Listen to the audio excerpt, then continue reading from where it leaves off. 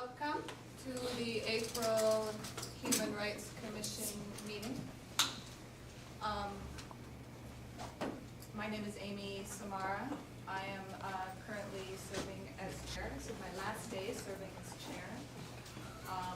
Thanks for joining us. We have a sign-up sheet if you wouldn't mind letting us know you're here, particularly if you'd like to keep updated as to what we're working on. If you have a specific request of the commission, we have a form. Is that true? We should have a form up front that you can fill out, and we'll get it to the right people. And we also have public comment scheduled for 5:50 tonight. So let's go ahead and look at the minutes from last month's meeting. And let me know if anyone has requests for changes.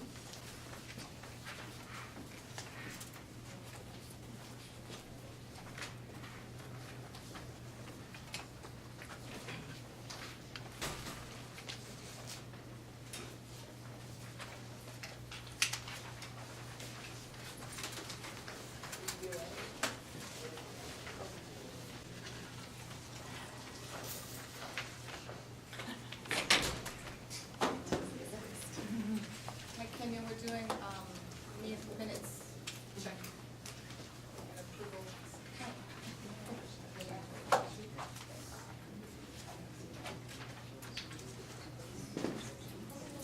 No. Okay, I'd like to make a motion that we approve the minutes as written. I second. All in favor? Aye. Aye. I think you've got everybody, Kenya, but Rebecca? Is here? She was abstaining, I think. Oh, yeah, you were abstaining, yeah. Okay, great, let's go to the agenda. Are there any changes to the agenda? Malloy Good is here.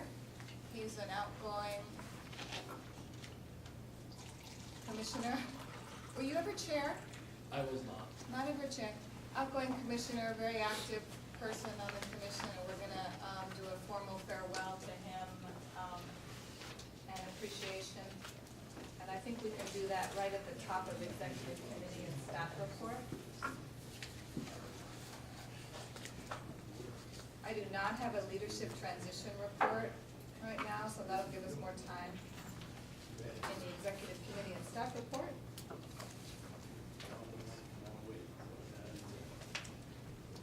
And Kenya, the advisor on working with youth, is coming. Is that time? She'll be here around 5:30, so she'll Great. be here for her time slot. She's just not. Yeah, thanks. And I may have to go let her in before she gets here. Okay. She'll text you Yeah, something? yeah. Okay.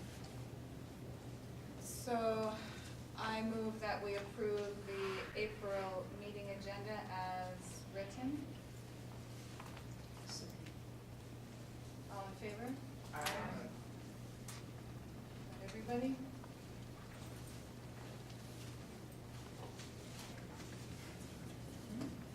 Malloy, we're launching right in. Would you like to Sure. join us up here? I would love to.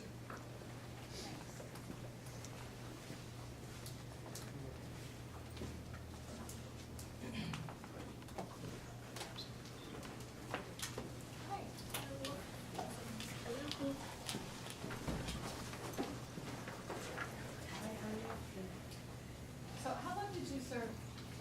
Since November of 2008. 6 years and some shit. Oh, okay, so That's when I started. you were one of the original. I'm the last to do it. Last of the provisions. Wow. Well, I definitely want to hear what thoughts you have, what guidance and How long's this meeting? I and wisdom and advice you have for us. But before that happens, I want to present you with, oh, it's a little bit cockeyed, but Damon wrote this primarily, and it's just a letter of appreciation that I would love to read. The Portland Human Rights Commission and the Office of Equity and Human Rights would like to express our joint appreciation for your dedication to the work of the Human Rights Commission from its first meeting November 2008 until February 2015. It's a considerable, enormous contribution. Yeah, your commitment to international and domestic human rights has contributed significantly to the evolving role of the HRC as an advisory body to the Portland City Council. Specifically, your passion aligning the important issue of affordable housing with human rights and equity enabled the HRC to create and move forward the work of the Housing Rights Task Force as a vehicle from which to shift the paradigm on this very important issue within the city of Portland.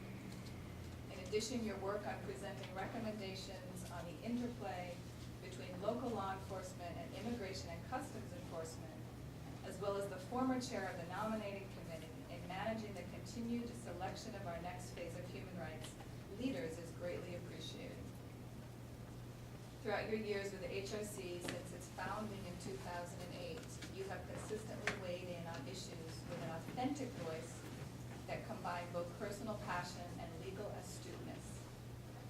Your organic sensibility in speaking your mind, heart, and soul on important matters of human rights demonstrates a care for the human capital of all people, particularly for those that have been traditionally underserved, marginalized, and or disenfranchised. Your contributions have sustained and grown the HRC and OEHR in our collective efforts of human rights and equity as concrete wins for humanity. And for all that, we thank you.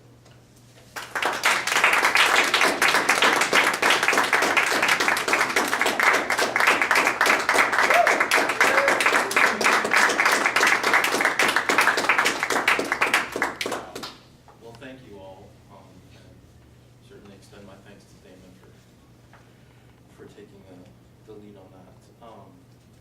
Yeah, it's weird.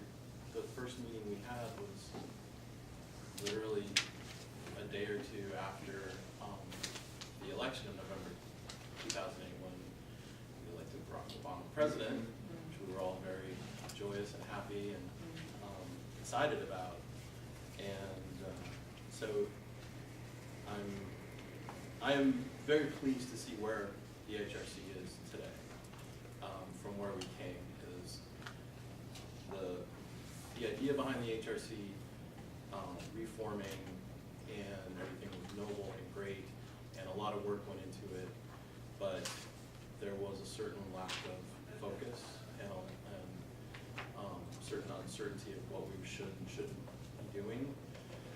And while I don't think that those questions have been answered today, I think we have shifted more away from what should and shouldn't we be doing to more how should we be doing the things we want to do. And I think that is a tremendous step forward in the evolution of our organization, especially one like this that is completely volunteer, well, almost completely volunteer with the help of staff. But the help of staff is something that for me is relatively new. Before that, we had a staff member who was doing a lot of the work, but she was also running the office that existed at that time. So it was very trying and draining on people.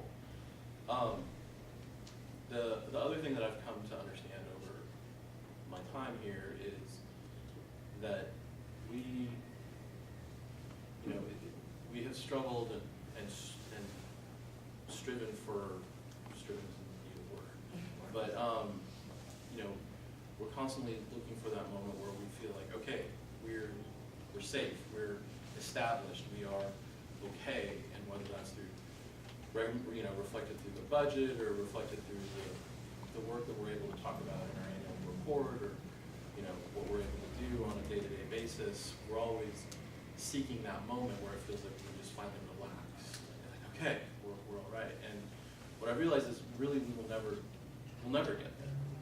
And there will always be a tension between our existence and the people who we exist to watch over and to report on. And that, I think, the one recommendation I would have for you guys going forward is just accept that.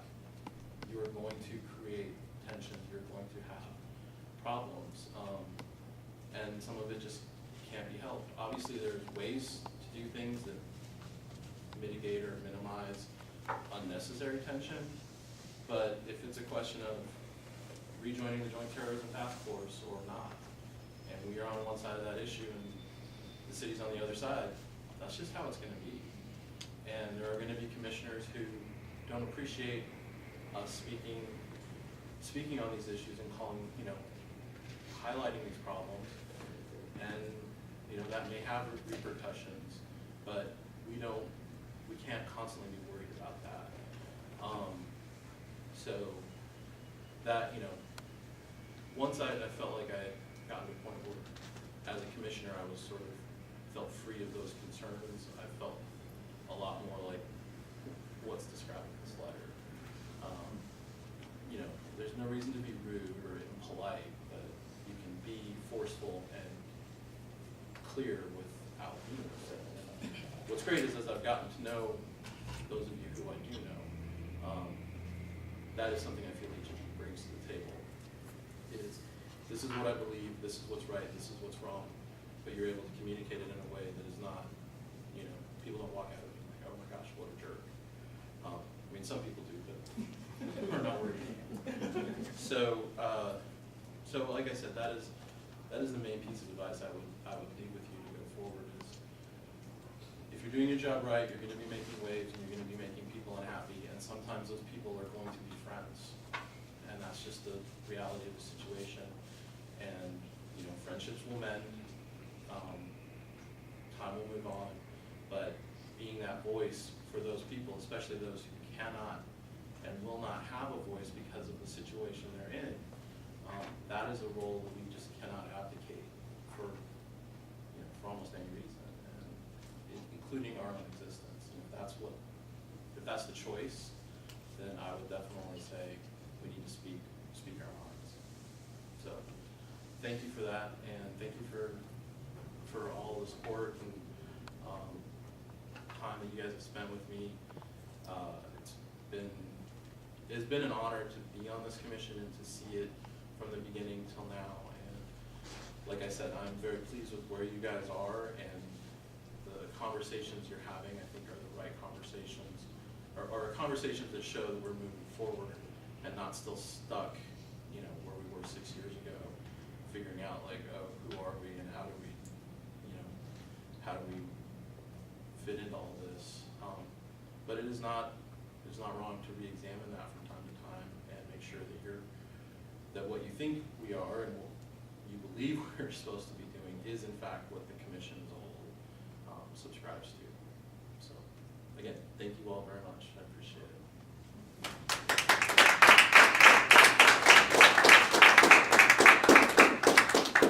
I think some of us might want to share some words. If that's okay, to allow us.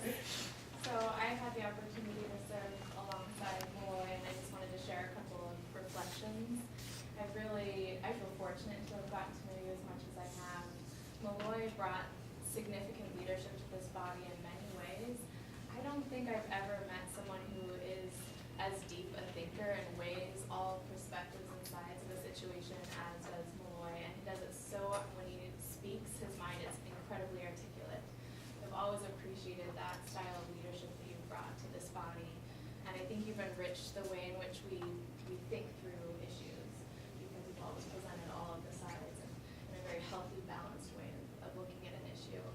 And for those of you who don't know, Malloy has served a very critical leadership role in advancing affordable housing work in the state legislature. He's affected state level policy change that's advanced the goals of that work, and that's really incredible.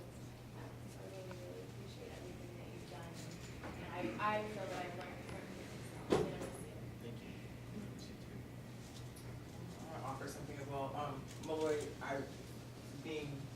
can't consider myself a new commissioner anymore, but when I first met you, like Ashley mentioned, I was blown away right away based upon just your thinking perspective and what you brought to the table.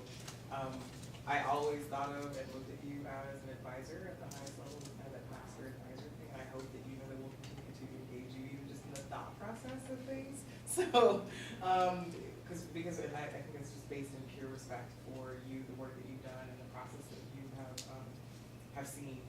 And when I think of you, courage, persistence, and a champion for human rights are like flashing, right? Not only because you were a pioneer with the group who helped start this off, but you're still here, and you that stick-to-itiveness that you kept going through the big thing, it says a lot about who you are as a person and your character. So I wholeheartedly respect you and your brother, who's really cool. His brother's a big brother in my program, so he's really cool.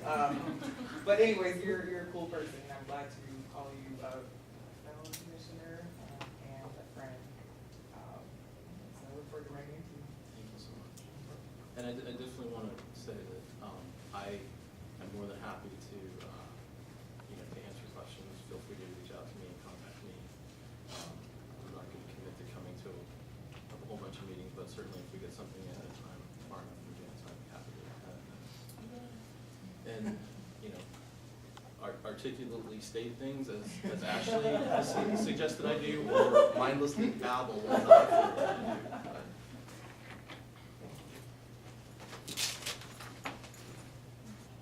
Well, Malloy, I just want to say thank you for your leadership and really touching my time with the HRC. I think having two attorneys on the commission at once was a challenge because we got to see both sides of the law.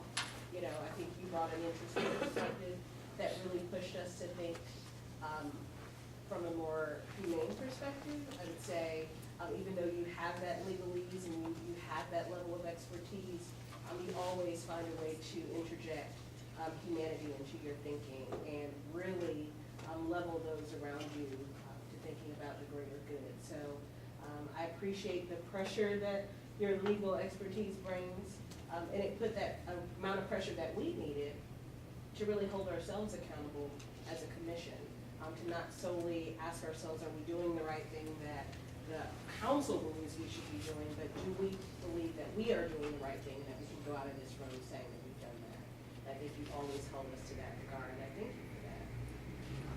Well, you're definitely welcome, and I do want to say that that everything you all are describing, when I joined in November 2008, maybe those things were there within me, but it was the people who I've worked with, including many of you.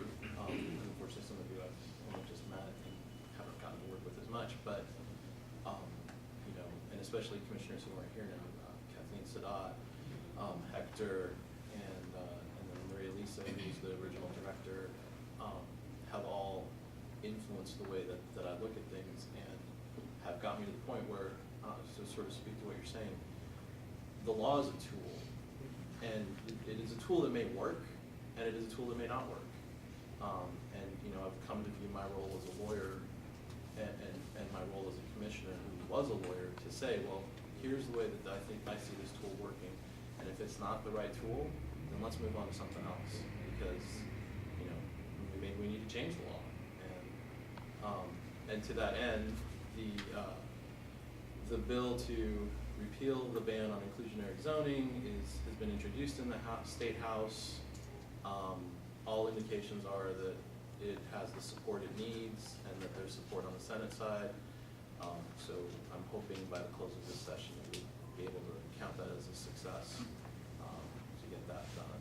But we're not, the process isn't there yet, so I am a notoriously cautious person when it comes to predicting things. Mr. Good, you carry that name so well. And I'd like to echo what all of my colleagues have said here. Your honesty and clarity has brought balance to the commission, and I think that will be carried through and last with us. Similar to how Hector and Kathleen have provided stuff for this commission that allowed us to continue our mission and stuff with us. And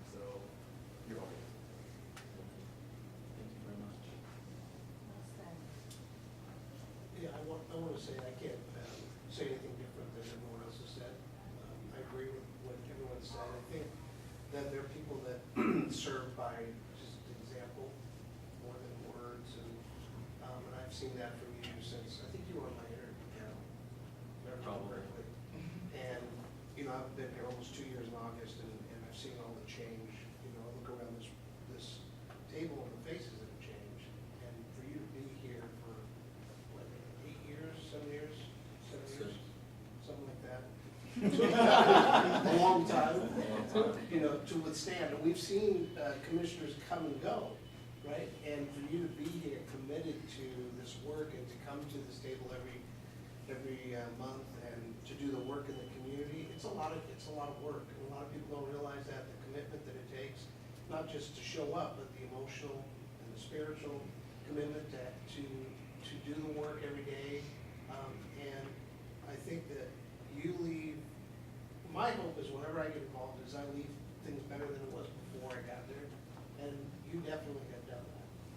This commission is a lot better, I think, because of you and others that have been here, but you've been here since the start.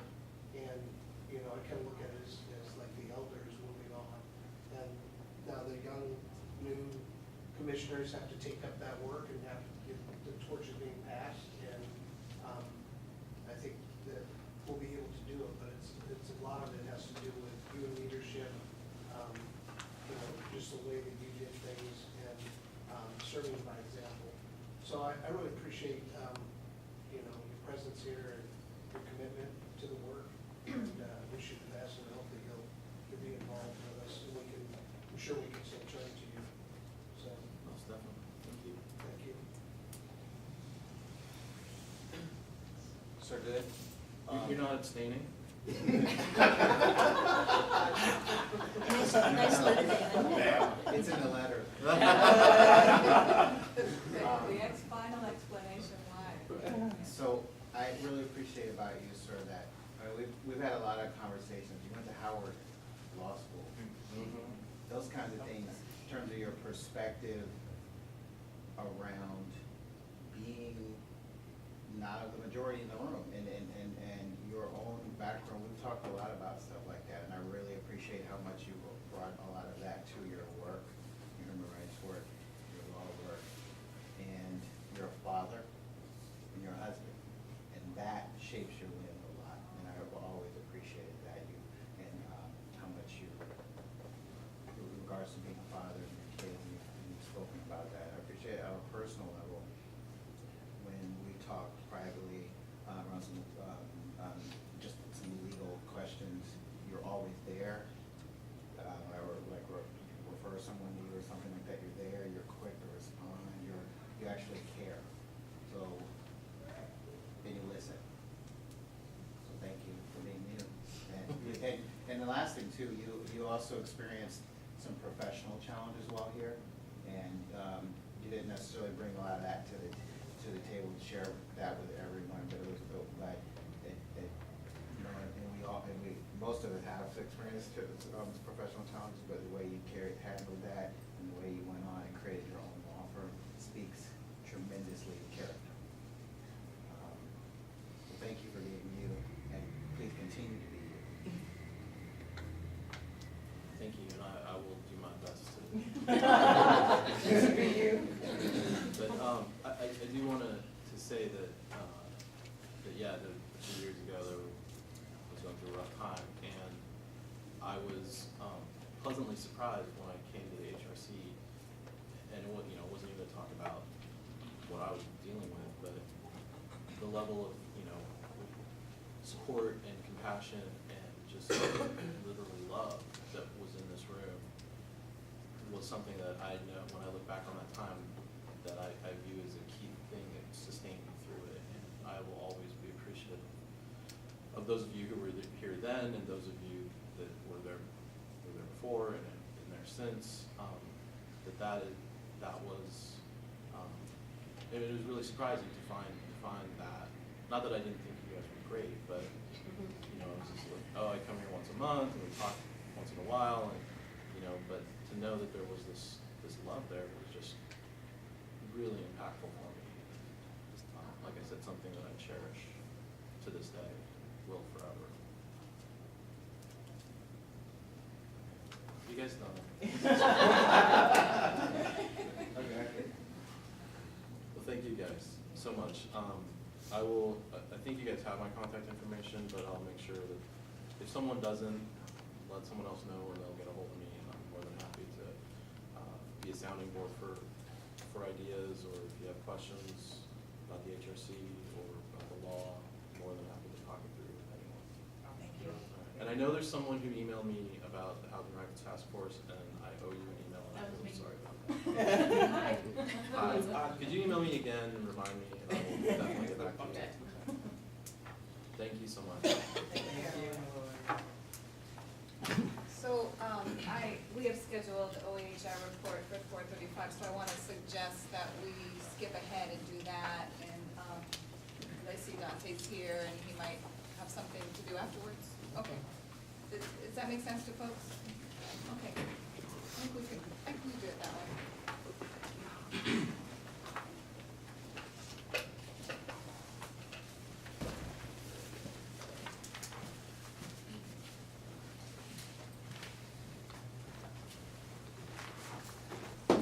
Tough seat to follow. It's like those kind of nice words, but first I want to say thank you to Kenya, because any day I can have catfish is a good day. Catfish, hush puppies, I just need my greens and sweet potato pie. I'm all right. I just wanted to kind of give you some updates on what's been really going on recently with the office and some things that the office and I've been doing. We've been pretty busy. We gave our annual report to City Council, which I think everybody has a copy of. If not, walk down the hall and get a copy of it. Excuse me, you can certainly find it on our website. But the annual report was, I think, extremely well received, to the point where it was nice to see several aha moments on City Council, getting a greater understanding of the depth and breadth of what we do and what equity means, and all the things that the office is involved in, all the things that the connections to the office are involved in, with the Commission on Disability, with HRC, with the CEC, with DEEP, all of those. DEEP is the affinity umbrella affinity groups in the city. So it was just very, very well received, to the point where there was commentary that they were surprised I wasn't asking for, during the budget process, asking for additional staff, because they thought that that would make sense. So I told them I'd be back. So it was just very well received. And in that regard, the budget hearings are going on for all the city bureaus, and just as last year, this year, they each had to complete a budget equity assessment that they completed with their budget and turn in with their budget. And for the first year now, I am sitting at each of those, which makes it a very long day, long days. So sitting at each of those budget hearings for each bureau and asking questions, offering commentary on equity, on their budgets, on their responses to the budgets, and at the instigation of the mayor and of the city council. So that's a first thing. When I comment and talk to other jurisdictions that are trying to do equity work or have a new equity office, that kind of thing, and describe the fact that they're sitting at their budget hearings, they're not only surprised, they're pleased, because it's just a huge step to really enforce equity in a city's budget. You want to know what's important to a city, follow the money. And so that's really what this is about.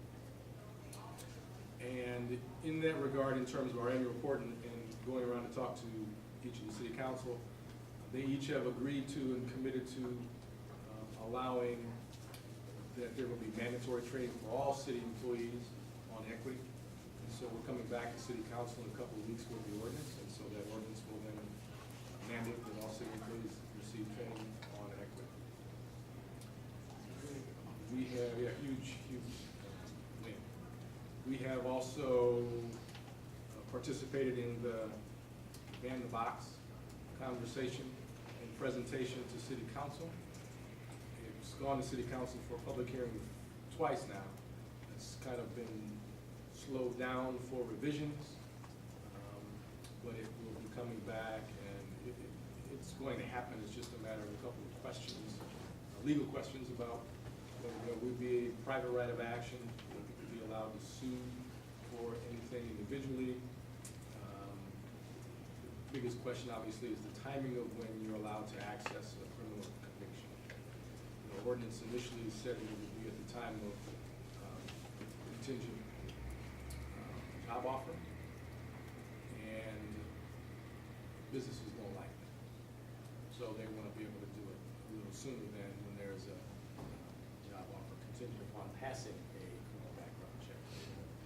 So that's the conversation, discussion about it. But long story short, it's going to come back and it will pass in some form of fashion. That will be citywide, with expectations that all city businesses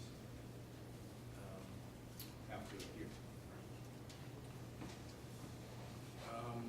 Taxi and Uber. We've been very engaged from the Commission on Disability side, as well as just from the equity side, on the conversations around Uber and the taxi issue. It will come for a first public hearing to council next Thursday at 2 o'clock. The Blue Ribbon Panel Commission, whatever they call it, Commissioner Novick has impaneled the commission committee to make recommendations to his office. They meet to finalize those recommendations tomorrow, and those recommendations will then go to City Council. I was very clear when I testified that our goal is to ensure that there is equity and that the taxi drivers essentially don't get thrown under the bus, no pun intended. And there's a question of whether that may happen. The idea is to open up licenses so that Uber can have, or Lyft can have as many as they like. And then, or we'll just treat everybody equally, therefore all the taxi companies can have all that they like for this pilot period of 3 months. Equity isn't accomplished by treating everybody equally, because those who are driving for Lyft or Uber are doing it not as a way to make their living and pay their rent and feed their families. And so flooding the market, even for the short period of time of 3 months, there will be people who don't survive. So that's a huge piece of the question. And so depending upon the recommendations, we also have to do with accessibility of vehicles that are wheelchair accessible, and how they will require Uber to meet the requirements of the taxi companies that are regulated and have to have a certain percentage. And so that is also a big question. Long story short, I'm waiting to see what the recommendations are, because I'll testify against it if I need to. And I've essentially said that to a couple of commissioners' offices, but we'll see. Is there, right, just a quick question on that, is there anything, because this is something that I personally have been really bothered by what's going on in the city, and I wonder if you're, I mean, obviously you're on it, but if there's anything that HRC can do to also do our voice as well. Tomorrow's meeting, I don't know that there's an opportunity to speak because it's just the committee's conversation about the recommendations. The presentation next Thursday is a public hearing, so it could be an opportunity for HRC to review the recommendations that come out tomorrow. So they have to go to council, they have to be filed, so they'll be on the website, if not tomorrow, by Friday. So you'll be able to actually see what the recommendations are. And then you could come and testify regarding whatever position the HRC would like to take on that. But then, so you'll get 2 opportunities for testimony. One is at the public hearing on Thursday, and And then the following week is when they'll take, again, testimony and vote on, at least they're expected to vote on the recommendations by the committee. Do you, Audrey, want to just be able to reflect on those and maybe share your initial Yeah. response to the? Yeah. I mean, just in brief, my initial thoughts around Uber coming in is that, I recognize that a lot of minorities and immigrants are working as taxi drivers, and that is their sole source of income. And they're individuals who may not have many other job opportunities, and it just kind of takes them out. And there's also, there's an economic status question to this because you have to have a smartphone to do it. They don't take cash. Right. And my understanding is that the drivers also have an opportunity to comment on passengers on the site, on whatever they have. They can make comments on passengers that could be reflected and read and heard, and I don't know what the ramifications of that could be. So that's a question I have. So, in some sense, it's an economic status question as well. The BMA, the Black Male Achievement Portland, is now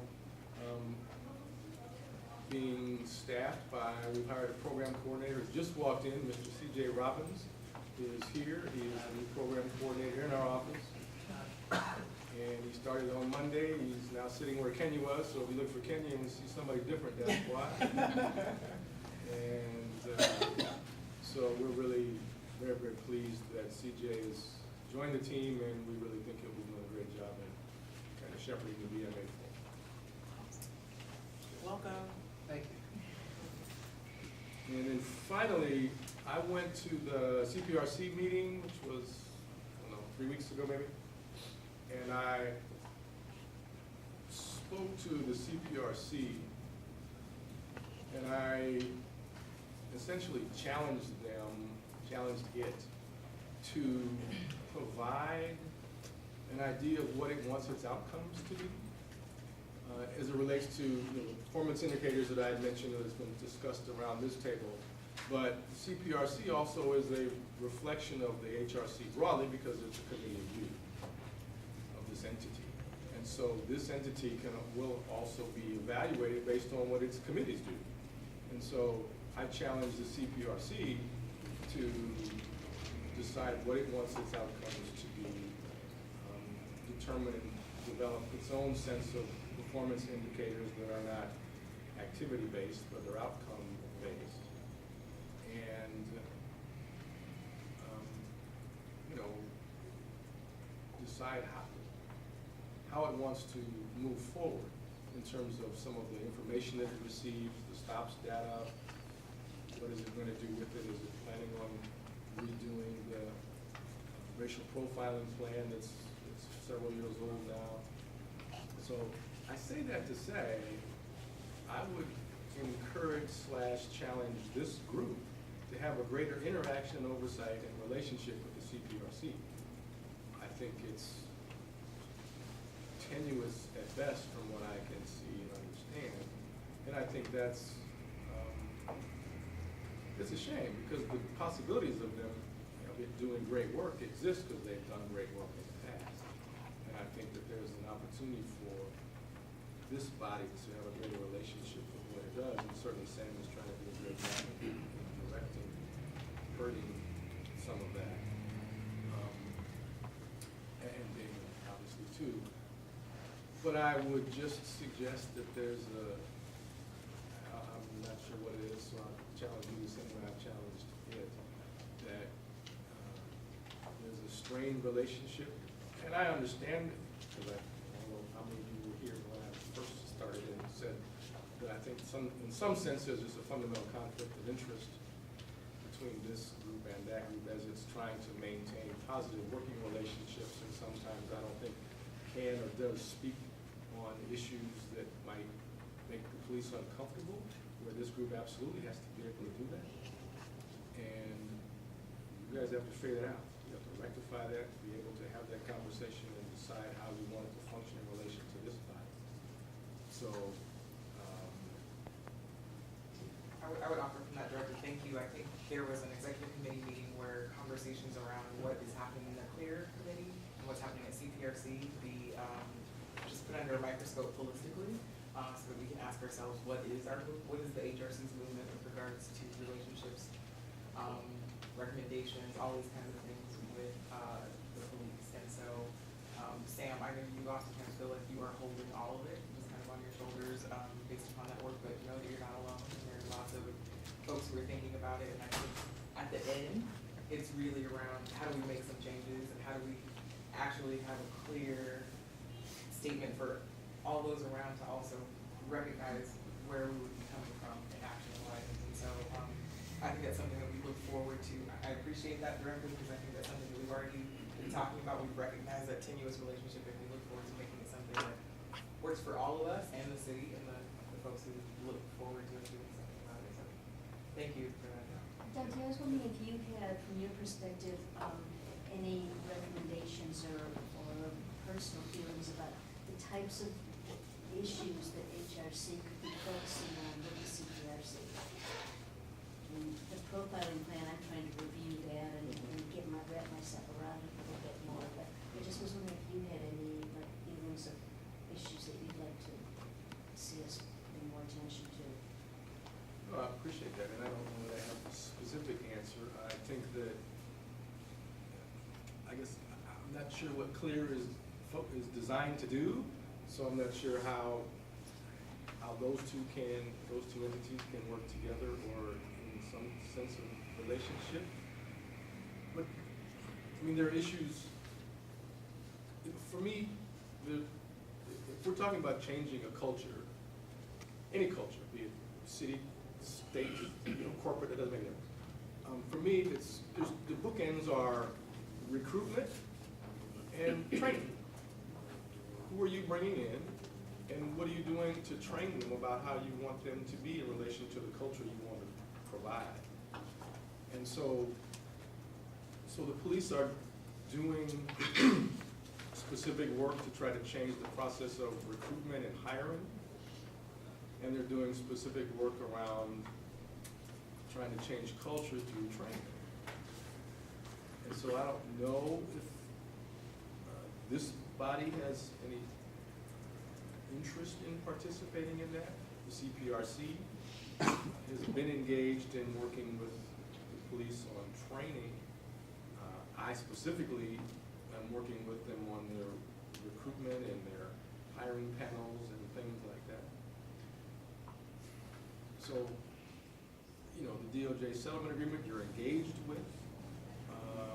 So that's an automatic entree into, at least as it relates to the mental health community. The communities of color is a whole different issue that the COAB is, I think, minimally charged with, if at all, just based on the expectations and requirements of the settlement agreement. So that's an area that's not really being addressed specifically. So it may be an opportunity to have a niche that's not really being addressed. I'm not sure if I answered your question. Yeah, so. I want to thank you for coming to the meeting, and I think there was some good stuff that you brought up. And since that meeting, we met today, myself and AC Krebs and Pete Simpson and Jeff Selby, and we met to discuss doing a PSA, a public service announcement, and maybe doing some other stuff about outreach and engagement with the community, so people know who we are, where we're at when we're meeting, that kind of thing. We're also going to have a strategic planning meeting next week with myself and Elle Warnoy, who's the equity manager for Portland Police, and Krebs, to kind of outline what Dante's talking about. So when we go to a meeting every month, we have real things that we're working on that we want to see an outcome for, right? So we're not just going to meetings to say that we have a CPRC meeting. My goal when I first got on this committee was that 5 years from now, we would see a huge decrease in the statistics of people being stopped. So how do we get there? That's part of, I see CPR's work is getting us to that place where there's a drastic drop in racial profiling. and better relationships and engagement with community members and the police. The difficulty, I think, sometimes is really pushing the police to be uncomfortable.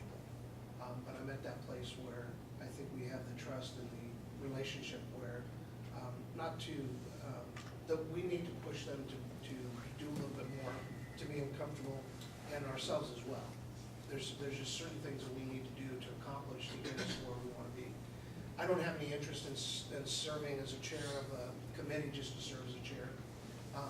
You know, when this is done, I want us to actually have made a difference in the culture of the police department and the relationship with the community. So I think when Dante came to talk and pointed out some of the areas where we can improve, it was really beneficial because I think everybody heard. And rather than sit around and say, well, we didn't agree with that, we're now looking at, okay, well, what do we need to do? This is what we need to do. We need to get together and talk about this. You know, Elle's now coming on, so we're going to be able to work with her.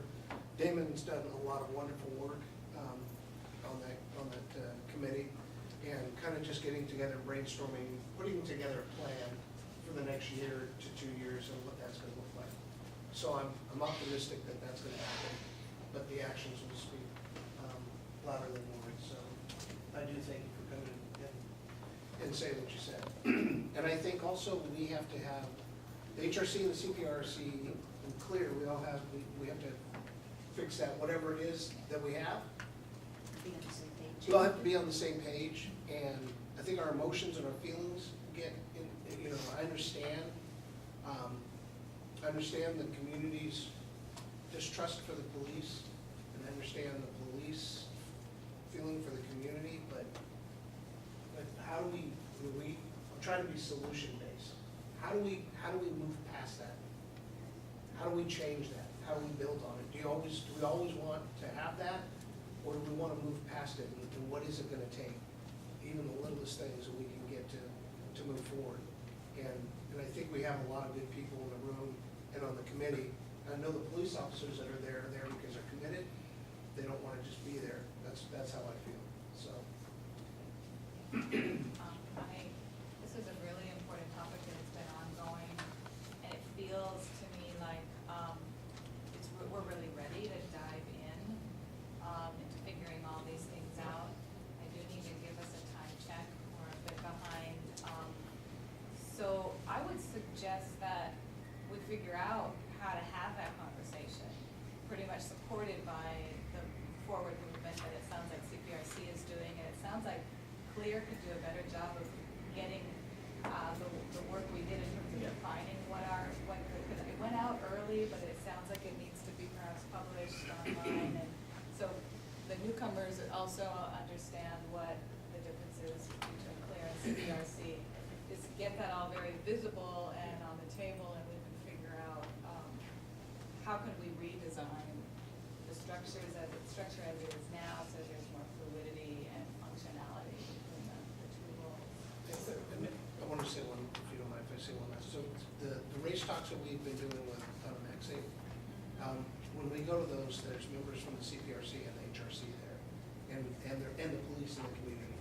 And it seems to be functioning fairly well with the relationships so I thank the HRC members that have been coming to those and been involved and helping us to have those that function. So if we can build off of what we have there, which I think is a good thing, for the most part, I think it would be good. So I'm actually just going to challenge us to not be afraid to, I'm going to say blow stuff up, but I don't really mean that, especially on camera. I think if we were to, just a step away strategic meeting with all members of CLEAR and CPRC, or at least leadership of these groups, and also Sonji and Emmanuel by way of the DOJ, to really map out what does it look like for HRC to be movement here, because it may not look like CLEAR and CPRC and engagement on COAB. It may look like one giant thing. We've heard of different models, and so I really would challenge us to not feel like we need to continue to push just inside of those two things. And so I look forward to some sort of strategic meeting, and maybe doing what you need to do to carry on with business, but I think if we can get something pretty rapid, hopefully like maybe before, we're April 1 right now, so if we can get something before the end of April to even sit down and really like put our minds, wrap our minds around what does it look like to not have these two, just cohesive movement with multiple tactics, then let's look at what that could be. For the sake of time, can we just set that meeting up now? How about a little edit to that suggestion? Would you like to get that rolling offline? Yeah. Doable Yeah, to us? let's do that. Okay, Okay. thank you. Thanks, Sam. Thank you, Duncan. Actually, Oh, sorry. for the Uber thing, there was a story today about, in relation to public safety context. I was wondering if that's even a part of that conversation, along with economic opportunity. There's a national story about someone going back up to dropping someone off, and There've been some. yeah, so I was hoping that's a part of that conversation too. I don't know to what extent. I know there's been conversation about, I understand there's been conversation about cameras in the vehicles versus Uber knows the driver's name and the passenger's name, therefore they have all the information they need for safety purposes. There's a big difference between a camera and having your name written somewhere. Yeah. So that's all, but I know there's been a conversation around the safety concern for running Uber. I'm looking at that.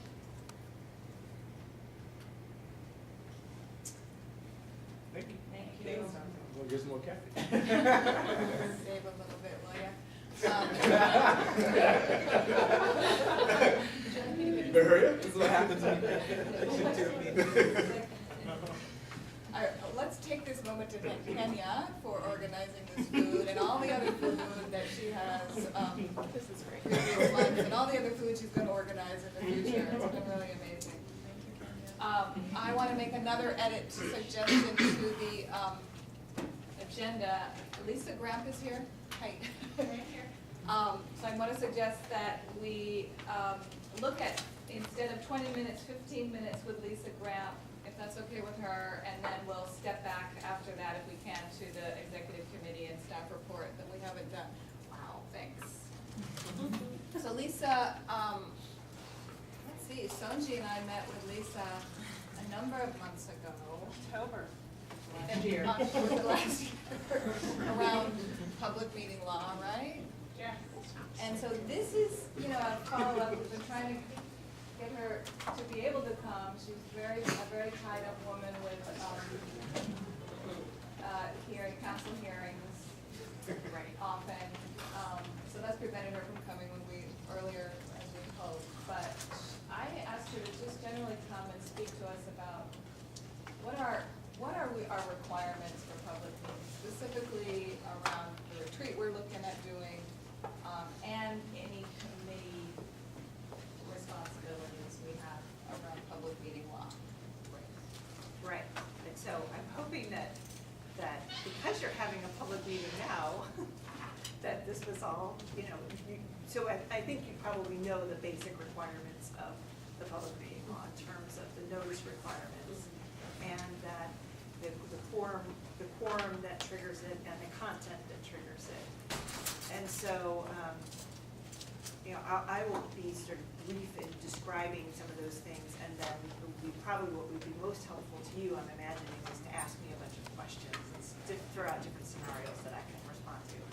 Specifically about the retreat, so there are, as you can imagine, there are various scenarios where public bodies get together and want to have retreat-type functions. So a retreat that is purely a sort of a social, purely a social event, or an event where there's going to be a training that gets implemented, where there's like leadership training or things like that.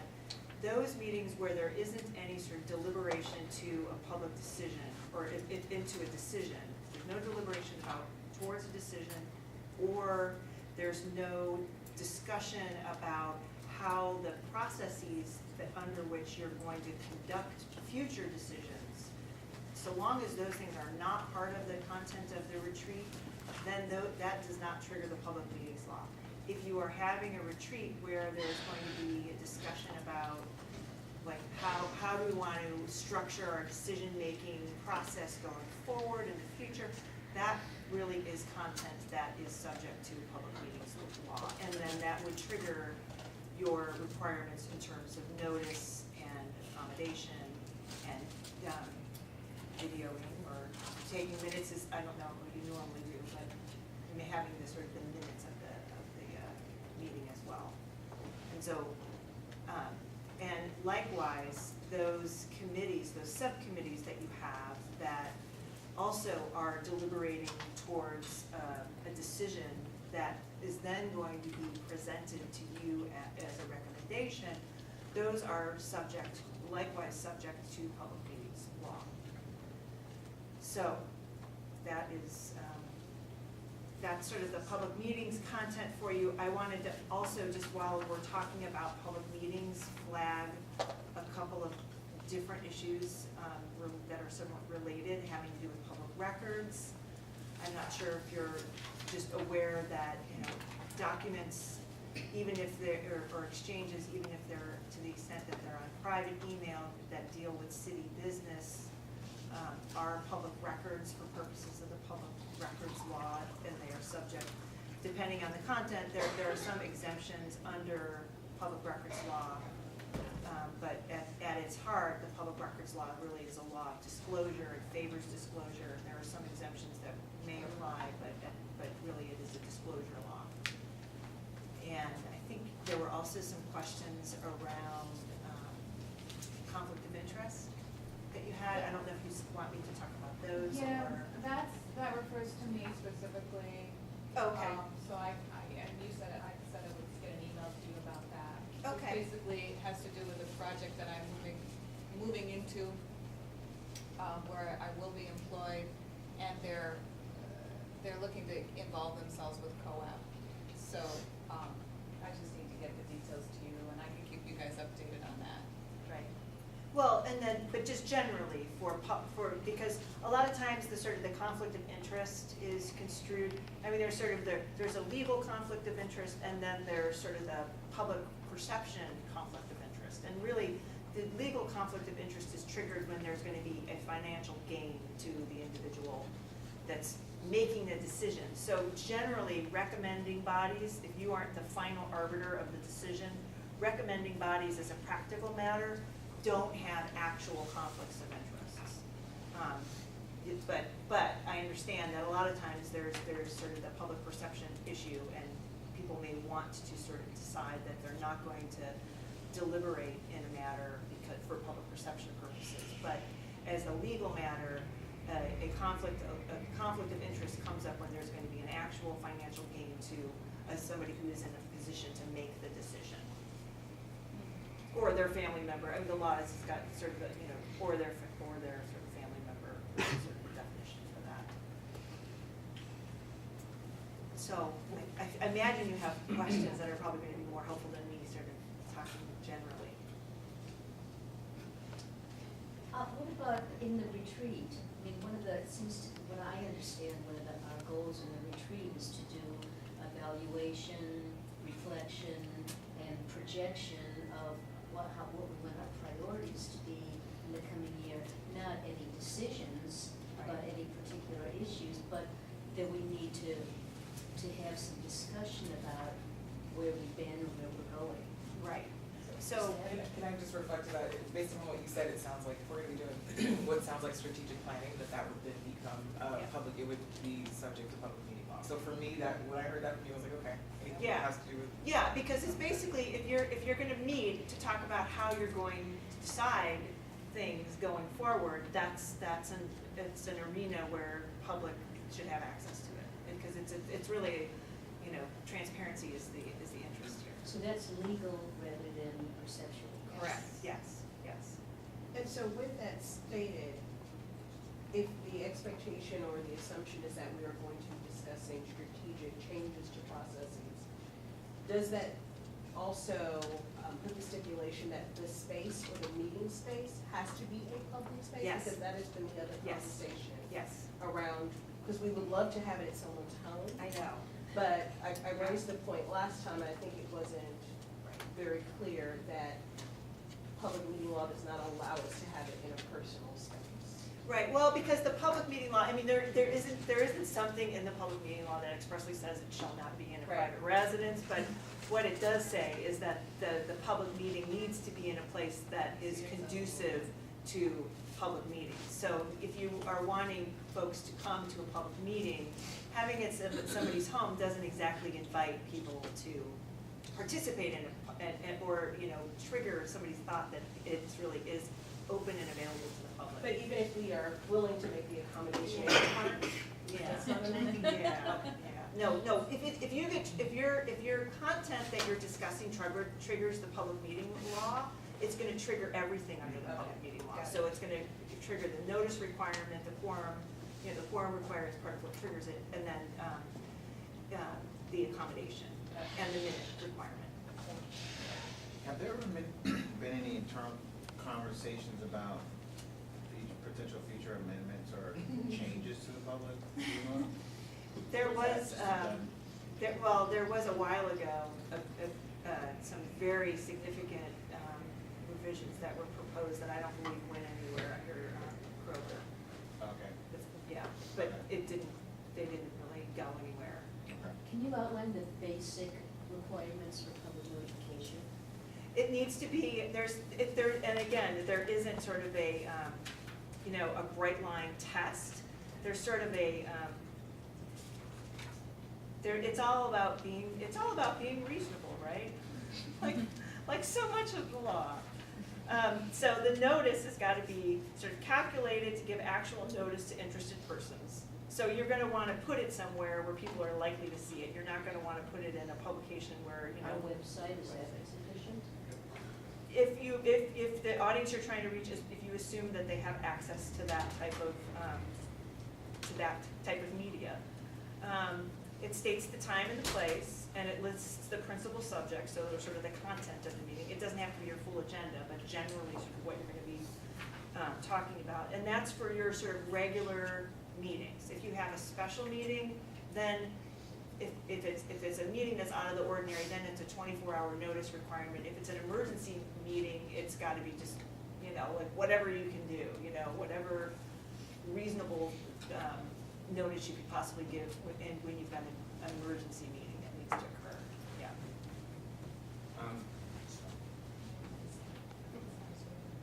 So we go ahead. Will you elaborate on what, on how like an internet or Google Calendar or Google Docs might be able to work? I know there's a lot of events that end up coming up, and there's announcements at the end of our meeting to talk about some of these, but it's hard to keep up with everything. So I think Google Calendar maybe on the website. Oh, you mean in terms of the notice requirement? Are you talking about in terms of the notice requirement, or are you talking about in terms of sort of the content issue? I'm just curious if we can count a Google Calendar or Google Docs to share stuff between each other and internally, yeah. So you know, this is obviously a developing area because of, you know, this sort of technology, but to the extent that you are participating in sort of like a Google group discussing stuff, that could trigger the meetings law if you are, you know, you are deliberating towards a decision online, you know, we've sort of advised that that's really a tricky thing to do. Your public records issue though, you know, those are gonna be public records. The meeting, I think the discussion, so long as the, you know, you're not making a sort of a decision and you're not deliberating towards a decision and you don't have a quorum online, then I think that's different. That's not a meeting then. And it wouldn't be the public meetings law, but you would have there would be a public records issue. Because those would be public records then, because they're concerning cities, yeah. I think specifically you're asking about events using Google Calendar just to list.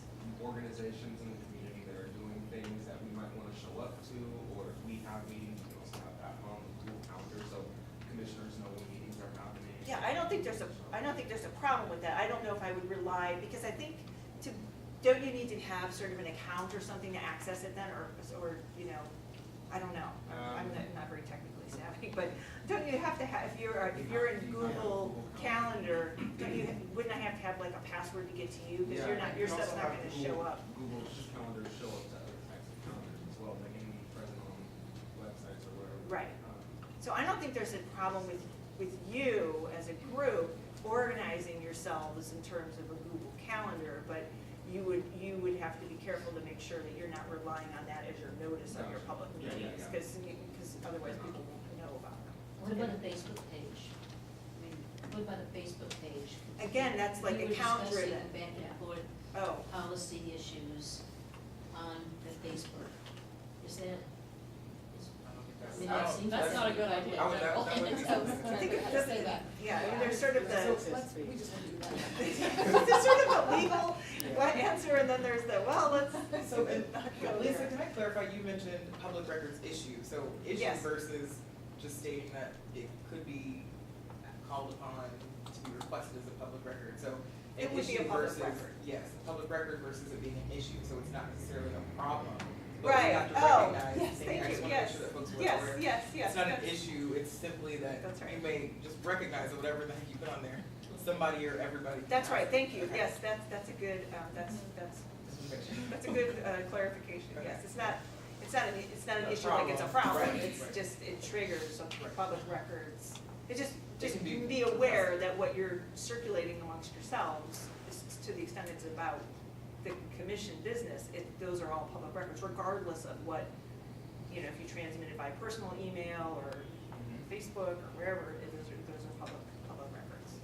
Sam, you had a question? Can you, two things, can you explain the email communication Okay. first? Mhm. Like if someone sends out an email Mhm. to everybody, Mhm. how are you supposed to respond? And then the second, because my understanding is if the email is sent out to everybody, we can't reply all to the email It's a quorum. if it's a quorum. Right. So, and then, kind of explain that for everybody that's here. The other question is, how is a conflict is there a conflict of interest for, say myself who works for the city, or when is a conflict of interest present for somebody who works for the city in certain cases? Okay, so the first one first, which is the email issue. Yes, I mean, so if you're taking, if you guys are trying to sort of get a vote or come to a result or deliberate towards a decision, then yes, then email would be, that would be sort of a meeting, right? Because it would be everybody on the email list as a quorum. So I think that would be problematic. What if it's not a Clarification. quorum? It's just an FYI. What if it's an FYI? Can we reply all in any other case? Well, yeah, I mean, like, hey, we're gonna, I don't know, what it would be. I was gonna say we're gonna meet somewhere, but then you'd have to notice Yeah. that way. But I mean, it would be, you know, yeah, exactly, yeah. So it's not like, you know, it really has to do with if you're discussing commission business, yeah. But if it's really more sort of an FYI, somebody forwarded this to us, or you just might want to look at it, or, you know, then I think that's a different issue. I think you still have some more. He's part answers. two. Yeah, sorry. And wait, the other thing was, conflict of interest, so, I don't wanna, because I don't know enough about employment law to sort of, you know, talk about the particular nuances of employment with the city and hear how that would be a conflict, but I'm assuming there, I don't know how many people from the city serve on this committee, but, okay, so, I mean, but, my understanding is that this is a recommending body. You're not a final decision-making body, correct? So I don't think that, as far as public interest, as far as sort of like, the conflict of interest rules, are concerned, that there would be an actual conflict in any event. Because it's the decision-making body that has those conflicts, because it's the action that they take that results in a direct financial benefit. Okay, gotcha. James. Mhm. My question. Oh, yes. So I know that oftentimes we send communication on behalf of the HRC, perhaps to other organizations or just in. Right. Should we be using a disclaimer at the close of our emails? Because I've seen with some cities that there's a disclaimer recognizing that the information included in this email may be confidential, may be private. Are we required to do that? No, in fact, Okay. that's a misnomer. I mean, Okay. you may notice that there there are some city staff that actually have that appended to their tagline when they send emails. I mean, really, it's only relevant for attorney purposes, to tell you the truth. Because every document that city employees, I won't say every document, but to a large extent, most of the documents that we're all emailing, even our emails, are public records. And they're not confidential by appending something at the bottom that says they're confidential. That doesn't trump the sort of the analysis as to determine whether or not it's confidential. And I think I'm doing a public records training exactly on that topic for the Housing Bureau in the next couple of weeks, because it really is it's a misnomer to say that your documents or your communications are confidential when they're not. Right. Yeah. And especially if you're sending it to the general public, there's really nothing confidential about that. Yeah. Thanks.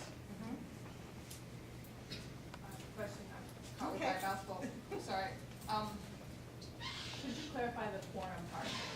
So, what you described with, content, that also requires a trigger with quorum as well? Yeah, Okay. where you need, so if you're making, you're deliberating towards a decision, or the process is sort of the strategic thing that I just discussed.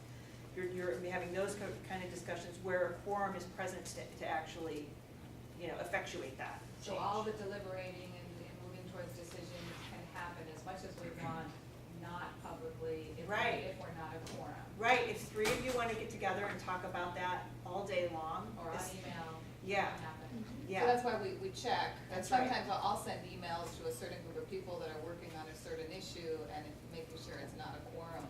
We do have those discussions. And then to follow up with that, our subcommittees. Yeah, I was going to clarify that actually. And quorum, yeah. Yeah, so if you have a quorum requirement for your subcommittees, then that also would apply. But if there's no quorum requirement for your subcommittee, so they can just sort of, if only 3 people of the subcommittee show up and they can still make a recommendation to you, then I wouldn't think that the public meeting law would apply unless you had the quorum requirement. So wait, are you saying that we see the subcommittees as their own quorum sets? Is that what you're saying? I don't know. Apply to- I don't know how you see them. I mean, I'm It's saying. up to us. I'm asking, like, do you have a requirement that certain number of people in the subcommittee must show up in order for them to make a Sometimes recommendation? it's 2 people, Yeah. Sometimes it might be 2 people who are gonna decide on when this meeting is gonna happen. So that's good to know that Yeah, the but, quorum, even within the subcommittee. but just to be clear, those subcommittees then are making recommendations to you, Right. and you can take it or leave it in terms Right. of their recommendations. So the quorum really is our Alright. whole. So the whole wait, group. so if there's, for instance, quorum in this group is like 7 or 8 people? It's no less than 6, based on what I read in your charter, or your bylaws, rather. So if there's 8 people or 9 people in the subcommittee, is that a quorum for the HRC? Not if they have well, are you the subcommittees too? Yeah, we're the Yes. subcommittee. Oh! We're the same people. Yeah. Exactly. Oh, you're the same people on the subcommittees, oh, okay, I thought it was And that was, different people. Yeah, that was a challenge we were having and understanding, because I believe when we were recommending subcommittees and we wanted to create more action around the subcommittees, the challenge was, can a subcommittee take action without necessarily having a quorum present? Is it required to have a quorum present?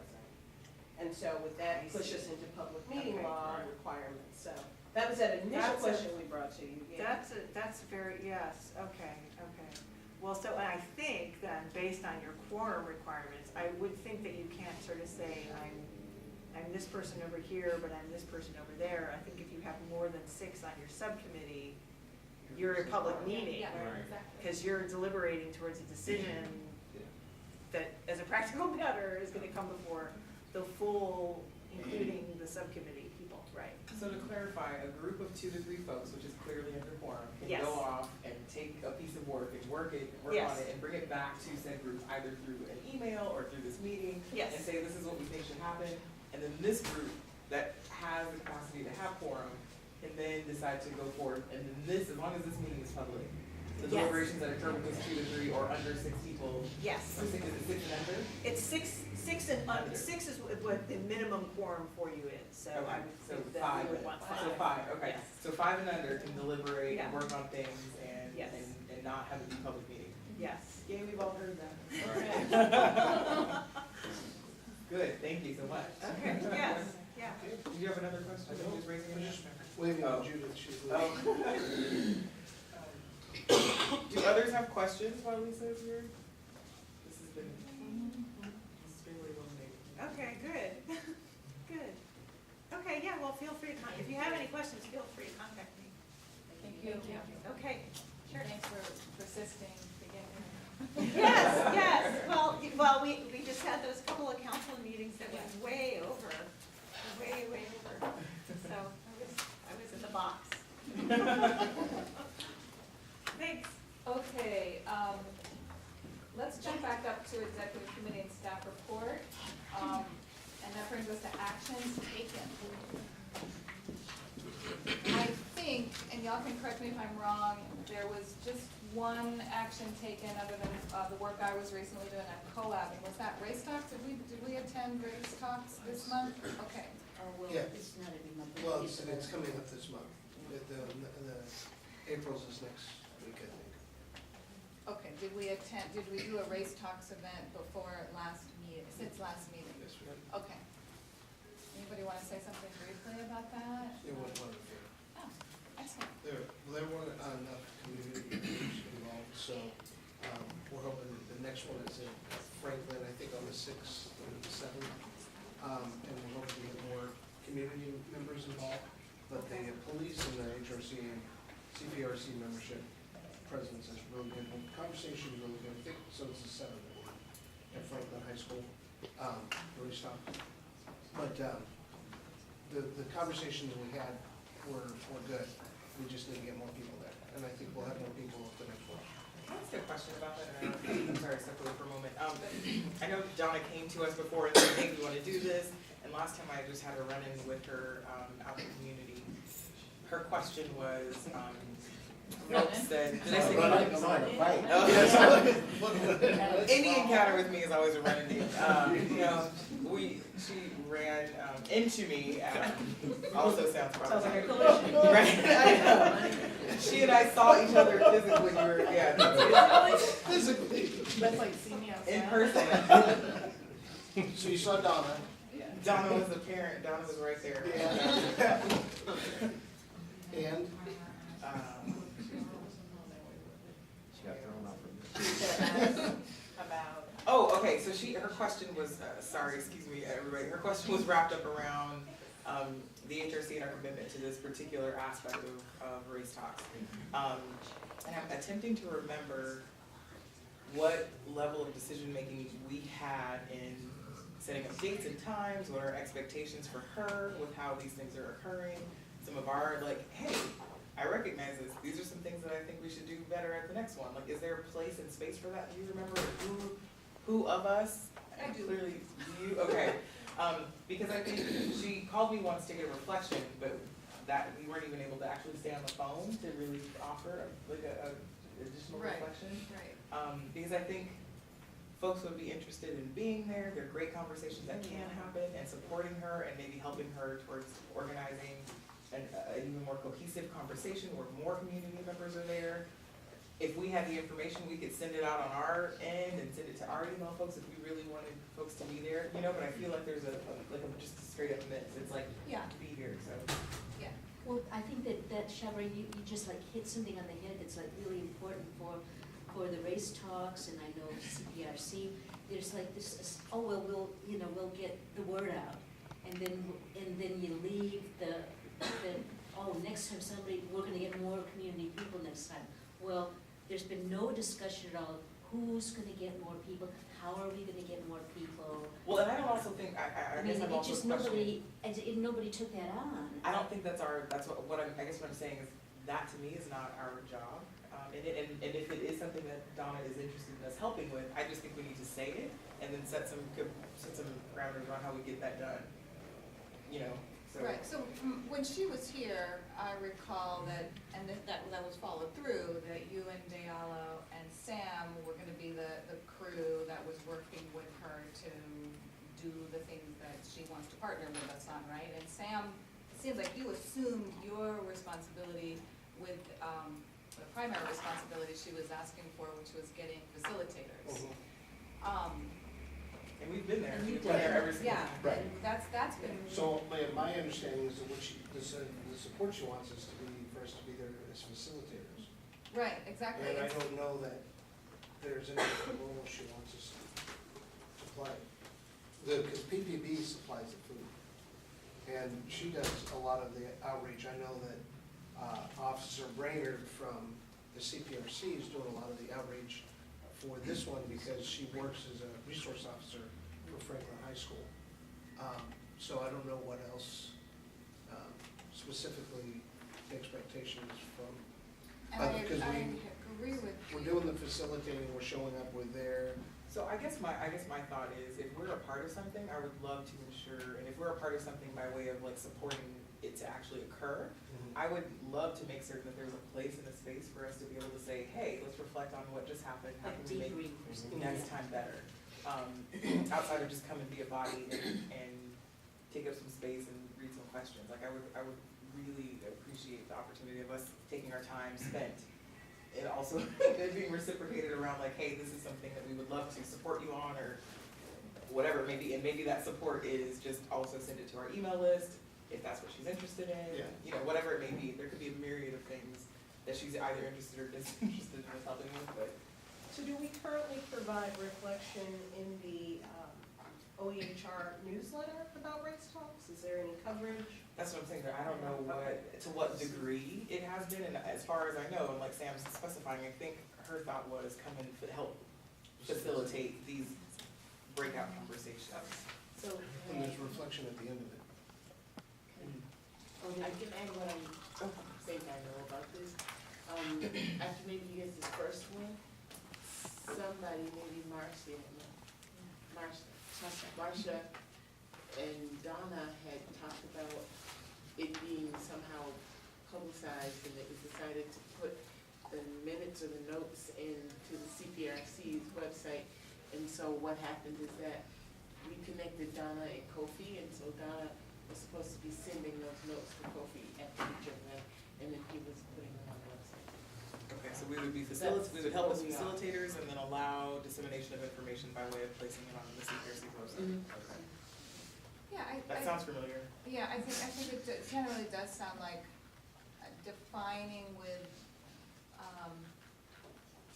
Donna how we can be more helpful and getting that, just in writing with her, I think would be really helpful. She's an extremely busy person, and I think that would be a service to her, and also to us, so we can plug in, and those of you who haven't yet participated in the race talks might find ways to do it as well. So I think it's a great idea. But moving forward, Sam, are you still taking the charge of finding facilitators? Yes, I need Is that true? facilitators for the next one. We've all been given notice. So I'll send out, Donna actually called and left me a message just before the meeting. So, next Tuesday, right? 7th at Franklin High School. the seventh, I'm sorry. Tuesday the 7th, right? Same day as the annual action. Housing Bureau. So, I might be able to make it. so I'll send something out to everybody, and I'll talk to Donna and see if there's any other stuff, a different role that she wants to see us play. I'll send all the information out, I'll try to talk to her tonight, hopefully. Okay. Thank you, Sam. And thank you for everybody from the HRC that showed up to be facilitators, because it's really important, it's been really helpful. I'm not a good facilitator, but you and Marcia are fantastic. So, and anybody else who's been a facilitator. Class Moses. Yeah. So, It's really been a cool thing to do. Yeah, it is. I mean, it really It's been is an opportunity to have, I don't know, a safe conversation with, a diverse group. Yeah, and the cool thing that has happened a couple times is people have shown up and they've been in a group of police officers, they didn't know that they were police officers because they were in plain clothes. Right. And they are actually, having conversations and talking to them, so it's good. Okay, Any other actions that I'm not remembering? Oh, I just want, we had some discussion about our annual report. So, and yeah. when it was due and who That's was coming doing up. it and. Right now, we're looking at what actions have been taken since the Oh. last meeting. Yeah. Does the, like, home for everyone, welcome home, ask fit into the actions taken? Because I sent out, Oh, yeah. the request as an FYI for you guys, and some people weighed in, gave their opinion. I wasn't on that email.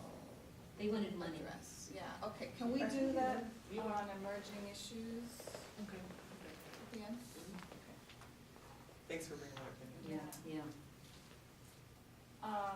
Okay, so when, this is about COAB and a little bit more of HRC's involvement with the COAB, when I was working with, as chair, with the PCOG chair, Joe, at the time, in choosing appointments for representatives of each of those commissions, Levon and Joe suggested the idea that we have alternates designed and chosen alongside those appointments. And the original idea was to provide support for disability, for members who needed to have a break from the COAB work. And we communicated with DOJ on that and got their encouragement for that process. And so that moved forward. So alternates were chosen, and eventually Sonju came on to serve as alternate for Emmanuel, for example. And then actually, alternates were provided for all the other appointees on that COAB body, as that model was adopted. This week, somebody from the COAB sent Levon and I an email requesting that we flesh out more of the details about the role of those alternates. And so Levon and I worked on that a bit and are about to send that document to DOJ representative as well as the COCO representative who's local, Paul Muniz, who is working on the COAB. So I can share that with you all if you're interested. I've sent it to Sonji and Emmanuel for their thoughts.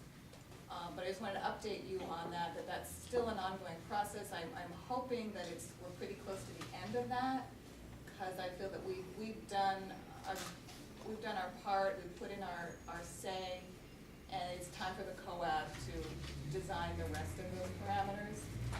One particular thing that was a question was what we worked out earlier, which was the question of, does a COAB appointee from HRC need to remain on HRC to remain on the COAB? And that is true. We decided as a commission that is true, and so that was put into the document as clarifications. The rest of it's, I can't remember to say right now. It's all very detailed, but if you're interested, let me know and I'll get a copy to you. Thanks, Amy. Sure. All that work. Okay, I was hoping to get a leadership transition report to you and, by today, and that is basically an update about the changes that we're recommending to help the commission run more functionally, more smoothly, and particularly to help alleviate the heavy burden that we're experiencing at the executive committee level. I would like to keep working on that and have that to you guys sometime this month. And the other question we have to address is the annual report. That's kind of a moving target in terms of when to get that out. Initially, we wanted to do it in April after when we thought we'd have the retreat. And then last month, we were encouraged for timing reasons, how much time it would require to get it out, to push that back to May. And I've received feedback from Kenya and Jeff that doing it in May is a concern because it comes out so late. So, and then Kenya's suggestion was, let's do an HRTF report on the roundtable recommendations and add an update, add an annual update from OEHR alongside that. So there was discussion about how do we best do this. I talked to Alan about it, and Alan gave his input, I think you gave your input as well. I finally found Kyle's update, and he did a 2013, thank you, update. And I'm at this point feeling like we can just go ahead and do a 2013, 2014 update. 2014, 2015 update. And then have HRTF do a separate report. Because HRTF, what I'm hearing you guys say is that there's, as we were recommending before, you want to do more communication with council, and spend a little more time prepping your documents and recommendations, and you don't have Alan with you just yet. So that's a whole mouthful. Can I just ask a Yeah. question? Kenya, is it a statute is that what we would call it, that we need to, or what's in our? Alan thought there was, but when we looked at it, it was actually only to the director, which is Dante, and that was So we need already- to be able to say something to Dante, that's what was built into our Not necessarily, just that, charter, or what? It's the ordinance. So into the ordinance, what's the ordinance? So the ordinance, In particular to this piece? the ordinance is the city document that, Not the ordinance, I guess I'm asking, what is the pinpoint portion of, of this issue? Does it state that a report needs to What's happen? driving this? Is that Thank what you. you're okay, I was trying to figure out what was the I'm question. like, I understand what an ordinance, sorry, I didn't mean to Oh, say, okay. like, what is an ordinance as a whole? Yeah. So what's driving The report, is it, yeah, Report. is it built Um, into? what drives the report is the ordinance, and the report would be to the director's office. Okay, If you, whatever you guys wanna do to council, could be an update, or it could be the same report. So the report to the council is not a requirement, It's the nice report, to have. the report to the director of OEHR is It's required. need to have. and that's in our ordinance. Yes, you're it's saying. in the- that's, okay. Okay. And then typically what's happened in the past is that same report that would be offered to the director or given to the director is then also offered at city council. So, the past being last year. Right, yes. As One far time. back, Yeah. so that's only occurred once. Prior to that, it was just a report to the director. Oh. And then a regular report out to the council. So Okay. Kyle's made, enthusiasm is what yielded the annual report, and that was the first. So I'm not attached to what happens, and we could actually just, leave that as information, and then we're about to have elections. And then move into, some offline discussion, but a pretty quick decision, I think, needs to happen on it. But we may not have to decide it immediately. Well, so I think that that's illuminating, because I think one of the things we talked about was, and one of the reasons we pushed it back before was because whatever we presented, we wanted to be good. We didn't want it just to be sloppily done. And that was driven based upon us thinking we had to do something. And I think it works in alignment with us wanting to continue to build relationship with the city and the commissioners and just in general that we should offer something. If we're going to offer it to the director, I think we just need to plan on post offering it to the director, then also giving it at some future meeting with the council. With that, I mean, we're all here, we can make a informed decision. Do we feel like that is like an ideal place and space for that? So I guess we can relieve a bit of the pressure around what you were feeling on getting something by October or May. May. Or For me, the first week pressure of was May. about the 3 weeks that I needed in advance to get. Yeah, to actually whatever produce it. together Yeah, and send yeah. it forward. That was my pressure. Yeah. You guys can do this any month coming, that you want to do. But sooner better than. Yeah. Yeah, for sure. I'm not saying to perpetually put it off, but Right. if we're just doing something to do something, literally just to do something, that's totally different than because it's wrapped up in an ordinance, so. But it is also then becomes a kind have a PR document that, Yes. something that can be given out to the community, say, this is what the Human Rights Commission does. I don't think we're shying away from wanting to do it in any way, shape, or form. I mean, Yeah. it's. And there's a lot for us to say that we Yeah, did actually. I mean, really, it is, Yeah. yeah. Okay, Somebody's gotta take the lead on it, just like, even like, listing all the accomplishments of the last year. yeah. Amy, weren't you gonna be working on something similar last year? You were gonna kind of come, not Amy, Ashley. I'm looking at I was Ashley, looking at I'm saying Ashley. Amy, and Ashley's looking at me like, you're not talking to me? Ashley, I know you had offered to kind of pull together some of the positive notes when I was chair, but I don't know if you had an opportunity to ever. Points of pride. Yeah, points of things to help pride. us celebrate our Yeah, successes, our yeah. contributions. Yeah. This is what's, I'm happy to help you. Yeah, and I'm I happy to, did pull together some, Okay. but not exhaustive. well, I've started a Google document and I'll just send an email out, those of you who wanna contribute. And particularly, we would need help on hearing from CPRC, what's a good thing to report and to add. And as an example, but from all the committees. So yeah, as much as this could be a joint effort, I can, if you want me to, I can continue to help usher it forward and kind of anchor it through. Okay. Well, now we know it's a lot easier to work it, right, because it can be a side subcommittee that doesn't need to have a fully public Right. meeting law. Right. That's a good place of.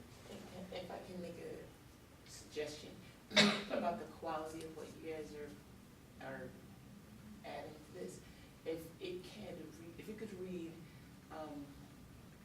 primarily product or, outcome, result based, that'll help me place some arguments that I need to place on your behalf, with the office. So if, around, performance measures and stuff like that, if what we are putting in as our update are the results of the work that we've done, not just that we're doing the work, but here's how the work is resulting, or here's what the work is impacting, that would be tremendously helpful. Just a quick question around the 3 weeks. Anything that we submit to council needs a 3-week advance, is that true? Yes. Okay. The only thing that I can slide sometimes is the new members. Sometimes I can get that in. Okay. within a week. But anything that needs to go before council needs to have at least a 3-week limit. Okay. Great. I'm a bit concerned about our time. I'm wondering if we can I move just on. would like to throw in, I did send an email out to make a request that people do their bios, and I attached a couple, and I think I've gotten 4. Tell us the names of the people who have not sent their bios. Everybody except, Expose us. She expose. Sam Sachs, but it I'm really. still working on mine, Yeah, it's no, gonna it- take a I mean, couple it doesn't have days. to be, that's why I sent out a couple of the ones that had come in, because it doesn't have to be a big deal. And it just would be nice For the record, I did not send you mine, but I told you that Kenya already has to, mine. okay, yeah. Can you have, you do have a few, right? And You know, I- new Okay. people are required to do it, so. Yeah. And Diallo. Yeah. But Jeff has all of ours, Jeff might because have we more. filled them out when we joined the commission. Yeah, and I sent him, I actually have a formal flyer. Oh, and Jeff had yours, because I think he Yeah. chopped it up for different. Perfect. So, okay. Good That makes information. yours from Jeff. Or Jeff will keep it. Okay. For people who don't have it, for me, it was helpful just to have you send yours to the whole group. Yeah. I can send mine out to people. Yeah. But who doesn't have one? Because I have You have everybody's? I have Rebecca's, and so Jeff has Shabri's. I have the entire new class and Diallo's. So I don't have Amy's. I You sent. don't have mine, I right? sent I mine. don't have, I'll have You to do check have with mine. Jeff about it. Okay, Yeah. let's figure out how to wrap this up. Yeah, I just want to Marcia say, and Kenya, can you guys figure out who you're missing and So I have an active internet connection right now. I'm sending it to you literally right now. It's gonna be hot off the press, Marcia.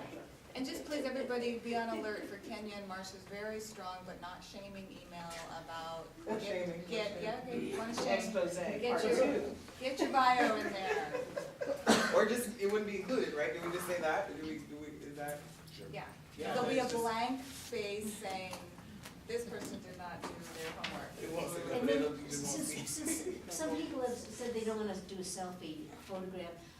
Yeah. I think Kenya mentioned that last time or one time around, somebody came to a meeting, an HRC meeting, and took shots. Yeah, Emily Gottfried, when we That's first joined, actually, Amy, she took pictures of all the commissioners at our first meeting. Do you remember that? No, and so a way, we could get in touch with her husband, that's the only way I could think that we could get those. Well, I think we should do it over here. Yeah, we could just do it. Okay, So we, That's that something would that you be, guys can. Somebody Yeah, give we at a can- later yeah, date. can you guys work that out? A suggestion would be ask Jeff about coming in and getting photos taken care of. Okay, So you and me, Kenya, I think it's our committee. Thank you for committing to a committee yourselves. All right, let's move to an executive committee election. Okay, Sam, would you like to handle this election? no, you can handle it. It's your last thing. okay. Would, Franco and Alicia, would you come up? No, this is an election. Oh, an election for this? They'll be able to come up soon, Oh. right now, yeah, this is executive. Hang on just a second. Hold that thought. Okay, so last month, we opened nominations for new chair and vice chair. Because the temporary term that Shabri and I have been doing is over as of the end of this meeting, is that right? So, at this point, and were there any nominations presented? They were supposed to be sent to you, so you. Oh, wow, I did not receive any nominations, Any new nominations? any new nominations. There were not any made during that meeting. Right. So are there any nominations? I nominate Shabri. For Shabri, excuse me, for I wanna be sure. chair or vice chair? You're nominating Shabri For for chair.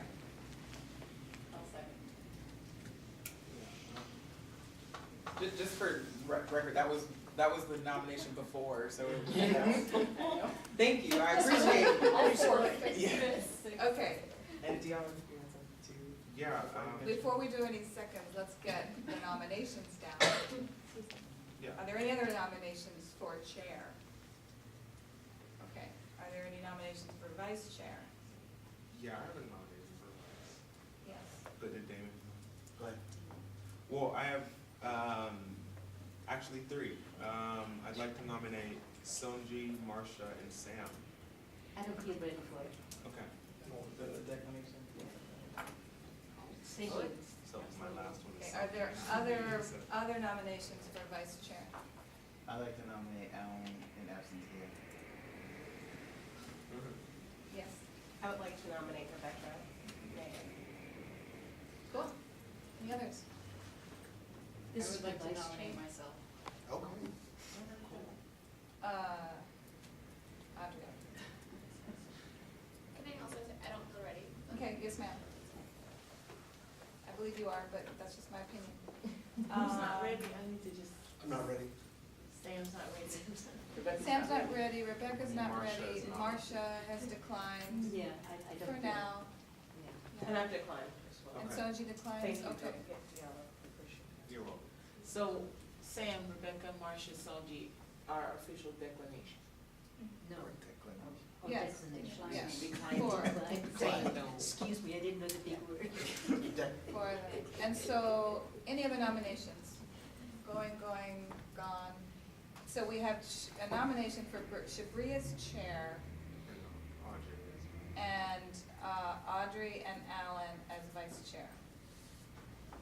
Do you remember what Alan said last time? I think, did Yeah, you he said offer he it? didn't want it. He said he didn't want it, but Yeah, you wanted to that's offer right, it, yeah. put it on You on keep record. putting it on. Okay. I don't know, I didn't hear it. So what happened? I said, what do we do next? We vote. So are you gonna start with nominations for, We say all in favor of. how many, who else been nominated? Could you clarify those? Yes. Shabri has been nominated as chair. Alan and Audrey have been nominated as vice chair. Okay. And based upon our last meeting, when nominations were brought up, Alan declined vice chair, correct? And you were just offering it up again because it's something that you believe wholeheartedly in. Yeah. Which is great, thank you, guys, that's, yeah, it should So happen. based on our knowledge, he has declined the nomination. Is it safe to say that? Yes. Okay. Yes. So he declined, so. So Alan is no longer on No, he's not. amongst the candidates being considered for. Just Audrey and Sheree. Okay, Correct. so now we need to Vote all in Take favor the- of Sheree. take the vote All for against. both. We can't, Against it. Hold on. Or any questions that anyone might have. my question is, if there are only one candidate for each of those offices, if there's something in our bylaws or whatever that we can do by acclamation, or whatever, I've been in other settings and there was a vote by acclamation or something like that. And I it's don't just know one about that. candidate for each. Do we vote by quorum? Yes. So it has to, We it has. vote based on alright. quorum. Yeah. Alright. So it makes sense to me to just go forward with a motion, right? So I move that, I move for a vote for Shabri to commence as chair, starting at the end of this meeting. All those in favor? Second. Oh, thank you. All those in favor? Aye. Dello? Aye. Okay, beautiful.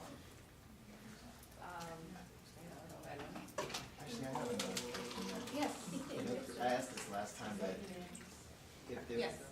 if this was mentioned in this meeting, I'm sorry, I missed it, is this an election that is the fill-in election to the normal election, annual elections in October? Or is this going to be a year until the next election in April? And I thought we had decided last meeting that this was the election to the normal annual election in October, and that we have those again. Continuing in interim. Yeah, so we're Right. keeping our, well, not interim, but we're keeping our, standard election In October. in October, Okay. yes. So it'll come back up again in Alright. October. Thanks for clarifying. So May through,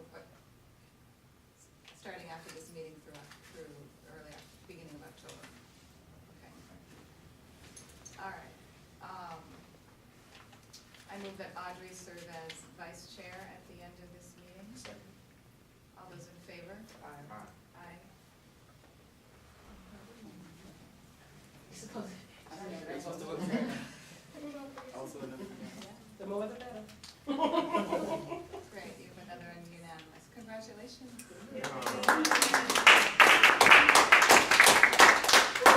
Really, really awesome, yeah. Okay, anything else about executive committee and staff report?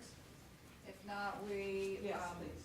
I know yes. I'm not part of the executive committee, but I want to say thank you to both you and Shabri for stepping in during a very, what I would consider tumultuous time. Obviously, stepping down as a former chair, that was a very difficult decision for me to make and one that I didn't take lightly. But I really appreciate you both stepping up to the plate and having not had the opportunity to thank you previously. I just want to say thank you, Amy, for all of your hard work. I think you probably got a good taste of what it's like to be chair, and I think you handled it with great poise, and I appreciate that. So thank you, Shabri, as well. Second, what you said, Brandon. I learned a lot from you, as you were doing lots of good stuff beforehand. But you're still on the commission. Yes. No. We will talk about that at nominations, how's that? I'm putting that off as long as I can, but yeah. Try not to make us cry. This is my last official, my last meeting as commissioner. We reached the end of your term and you're. Yeah, Not I'm choosing not to. completing, I've completed my 3 years, that happened in February, and so we've known for a while, I announced a while ago that I will end in April. Technically, your term is in October. Yeah, go for it. Maybe Yeah, stay. I hear you. And then it will expire in 2016. So we will find a way. Don't try to run. You can't leave. Okay. I think we're ready to move on to Kenya, who's going to introduce an advisor for us. Oh, yeah. So, this kind of is jumping the gun a little bit in a sense, because it would have been after nominations, and you guys would have found out that a young person was nominated for the HRC. And with a young person potentially becoming a member of what's been traditionally an adult body, it is a best practice to work with the youth commission's liaison or coordinator to help us prepare as a body for bringing on a young commissioner. And she would also work with the young commissioner about coming on to a traditionally adult body. So, to be more thorough with that, I would like to introduce to you guys Andrea, oh my gosh. Andrea Marquez. yes, or Andrea Marquez, actually, in Spanish. Can I join you? Yeah, Yeah. please. Thank you. And as you sit down, I want to send an apology to the public. I know I've scheduled, we're way beyond schedule for your comments. It's a bit of a challenging meeting tonight, so please accept my apologies. Is there anyone who actually wants to Do we have signed? make a public comment today, just so we have it tracked? We have two public comments, one from Charles Johnson and another from Me. Okay, you just marked underneath what your name was. Two of them, and what's your timing like? Is me Levon or is me Courtney? Courtney. Courtney And said, Levon. I think I'm second and then Courtney's third. There's 3 people. I'm sorry. she, it wasn't marked, so I didn't know it. So I agreed, she, Courtney and Levon. Let's just go ahead and do it first. Do you mind if we get public comments in first? Okay. Charles Yeah. Jordan. We're gonna move, go ahead and do public comment now so that we don't continue to push you guys off. Sorry for the timing on that.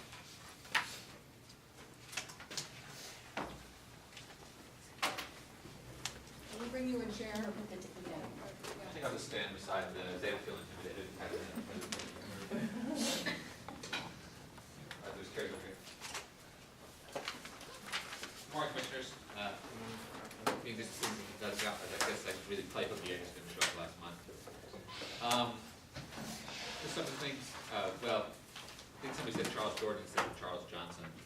Oh. But you can all join me there tomorrow in the far north at the Charles Jordan Community Center. For those of you who are not officially involved with COAB, the COAB is meeting tomorrow, and it's mostly a public listening session. So please continue to spread the word over the next 24 hours. 5:30 at the Charles Jordan Community Center up there, 9,000 whatever Fiskish.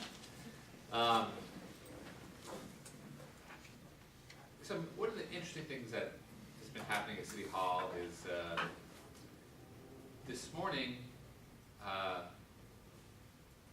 bunch of very civic-minded Ukrainian Americans came in and took all 5 communication slots. And I think that's awesome that their community is organized and effective at doing that. And I think we need to spread that awesomeness around and help other communities, not just ethnic, but also youth, disabled people, be well positioned to do the same thing. I'm almost a little concerned that they might have had too much inside help from the city staff. And there's a problem with communication there that I might advocate for you all to look at more seriously. 2 weeks ago, 4 out of 5 public comment slots, the presenters didn't show up because there's this strange lag time where the city doesn't, you may have to sign up 6 weeks in advance. Some ordinary citizens, life changes over 6 weeks, and they can't really, I don't know if they feel like the commissioners aren't good listeners or things are happening, the city council members are not listening or what, but I think there needs to be some change there. Also, you can disband because all the human rights problems, importantly, are fixed. The only thing we really need to address is to put $8 million into fixing Pioneer Square. April Fools. Except that I'm not fooling about the $8 million part. We have, because of the parks bond, $8 million to create some jobs of picking up bricks and moving the bricks around. But I really think that what's happening in parks is the bond measure passed, They're gonna be doing a chunk of $29 million and then the remainder, $60-some million.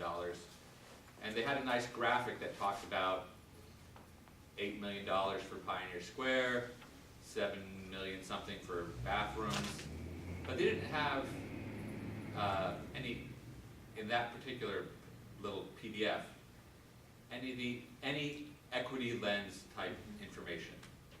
Didn't have anything about East Portland, didn't have anything about ethnically diverse neighborhoods and parks. We did have a lot of kiss-ass talk about giving better parks and better facilities to people who live in the Strand on North Macadam, because maybe someday we'll let poor and low-income people live there. But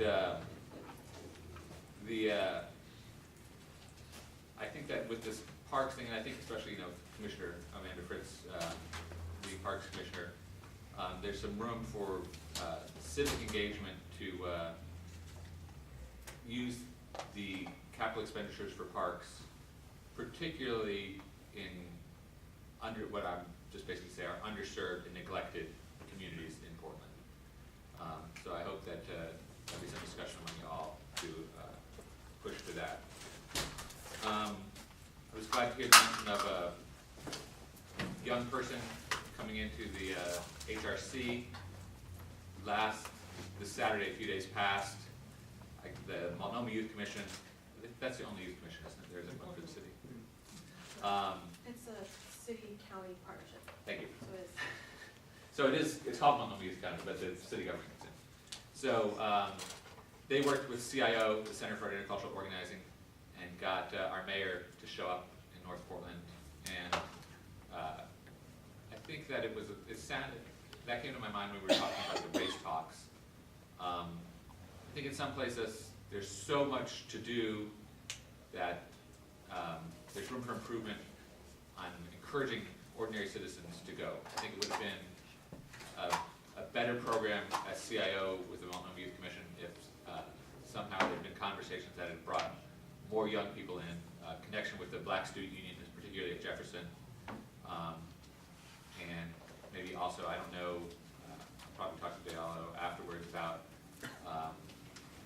what kind of intergroup communication there is between Student Chapter, NAACP, Urban League, Black Student Union at Portland State. And I wondered if the Human Rights Commission, I never really have seen much capitalizing on United Nations special focus type things, the International Day of the Child and things like that. So I think there may be space for public outreach to be improved there. So sorry, you are always very full of Sure. fascinating things. I do need to ask you to wind it up. And the last thing that I had is take your mom to Sunday Parkways and consider having HRC official presence. I don't know whatever happened with your budget, but even consider if your budget allows you to recruit people, possibly youth and minorities, to just hang around at a little rented tent for that says Human Rights Commission of Portland. Thanks. Thank you. Thank you. Who's next on the? I am. Okay. I'm trying to actually get on this on.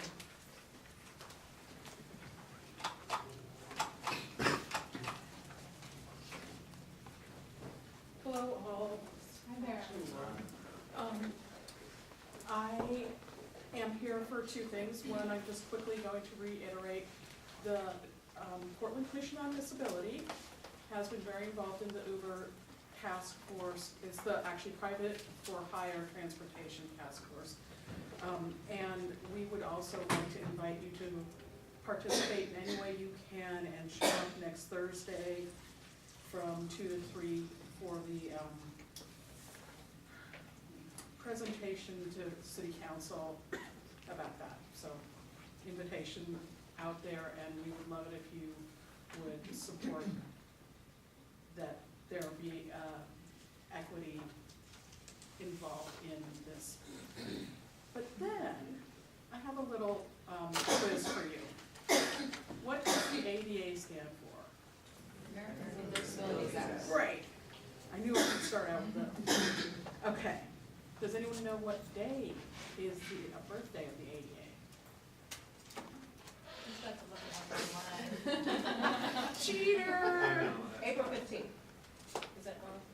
Tax day? Oh, that is tax day. That would be good. Darn it. It's fine if you Just say take you a don't guess. know. I don't know. Okay, this is an important thing. This is one of the problems we're having in the disability community is we don't have a voice, we don't have a messenger, and people don't know a lot about our world, and it's all kept within our world.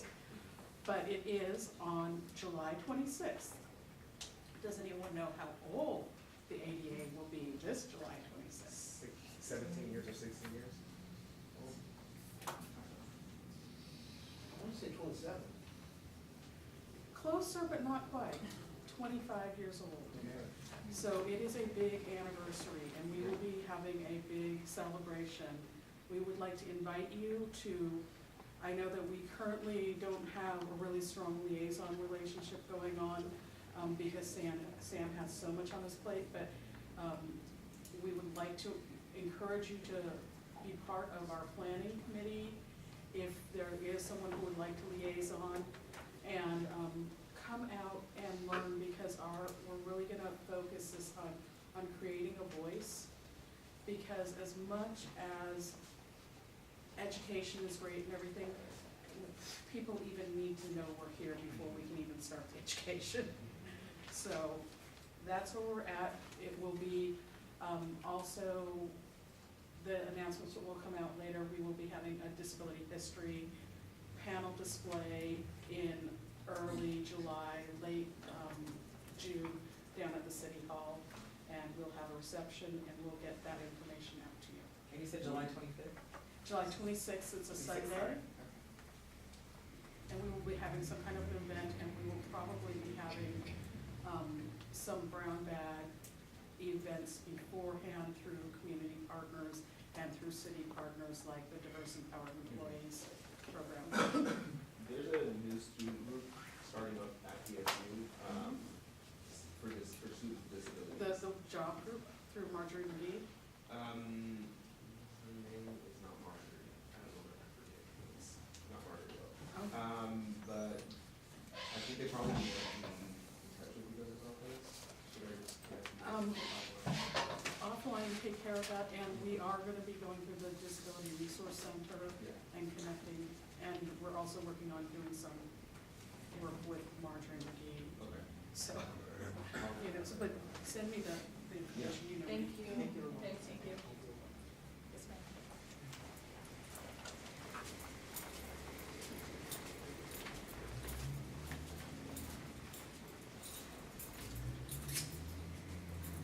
Hello. To the new faces, my name is Courtney Shannon, aka Courtney Shannon Roberts.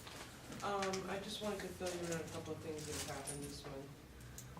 Housing Alliance got together for a lobby day in Salem, and they're asking for basically double the budget for housing, for everything from SNAP benefits to people who are in less than $10,000. Trying to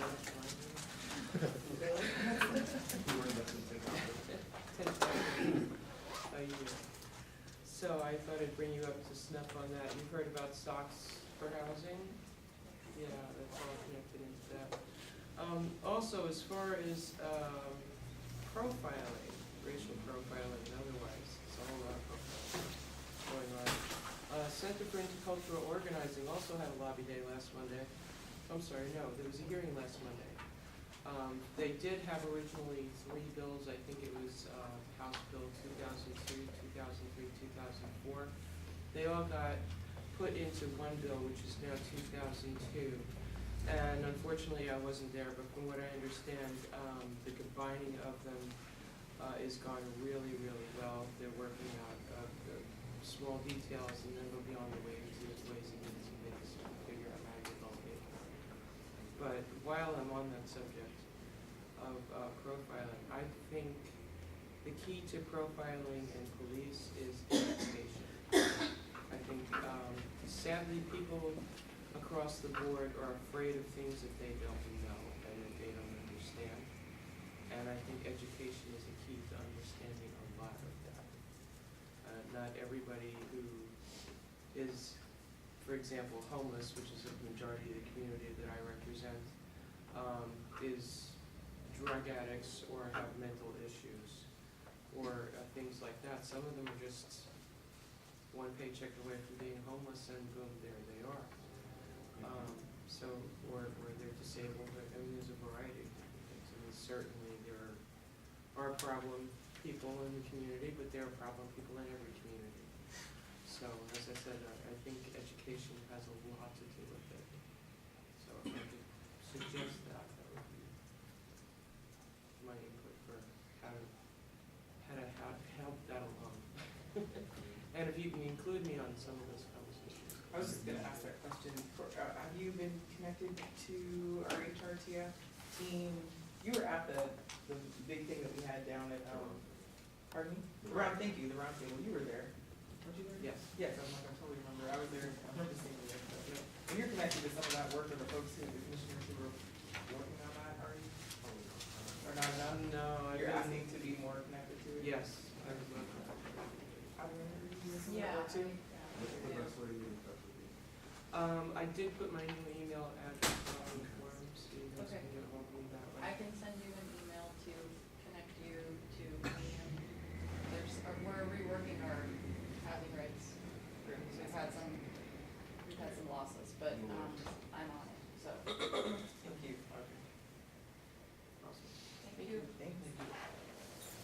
Okay, we need to do some creative time budgeting here. So what we have remaining is Andrea Marquez, who is ready to give us some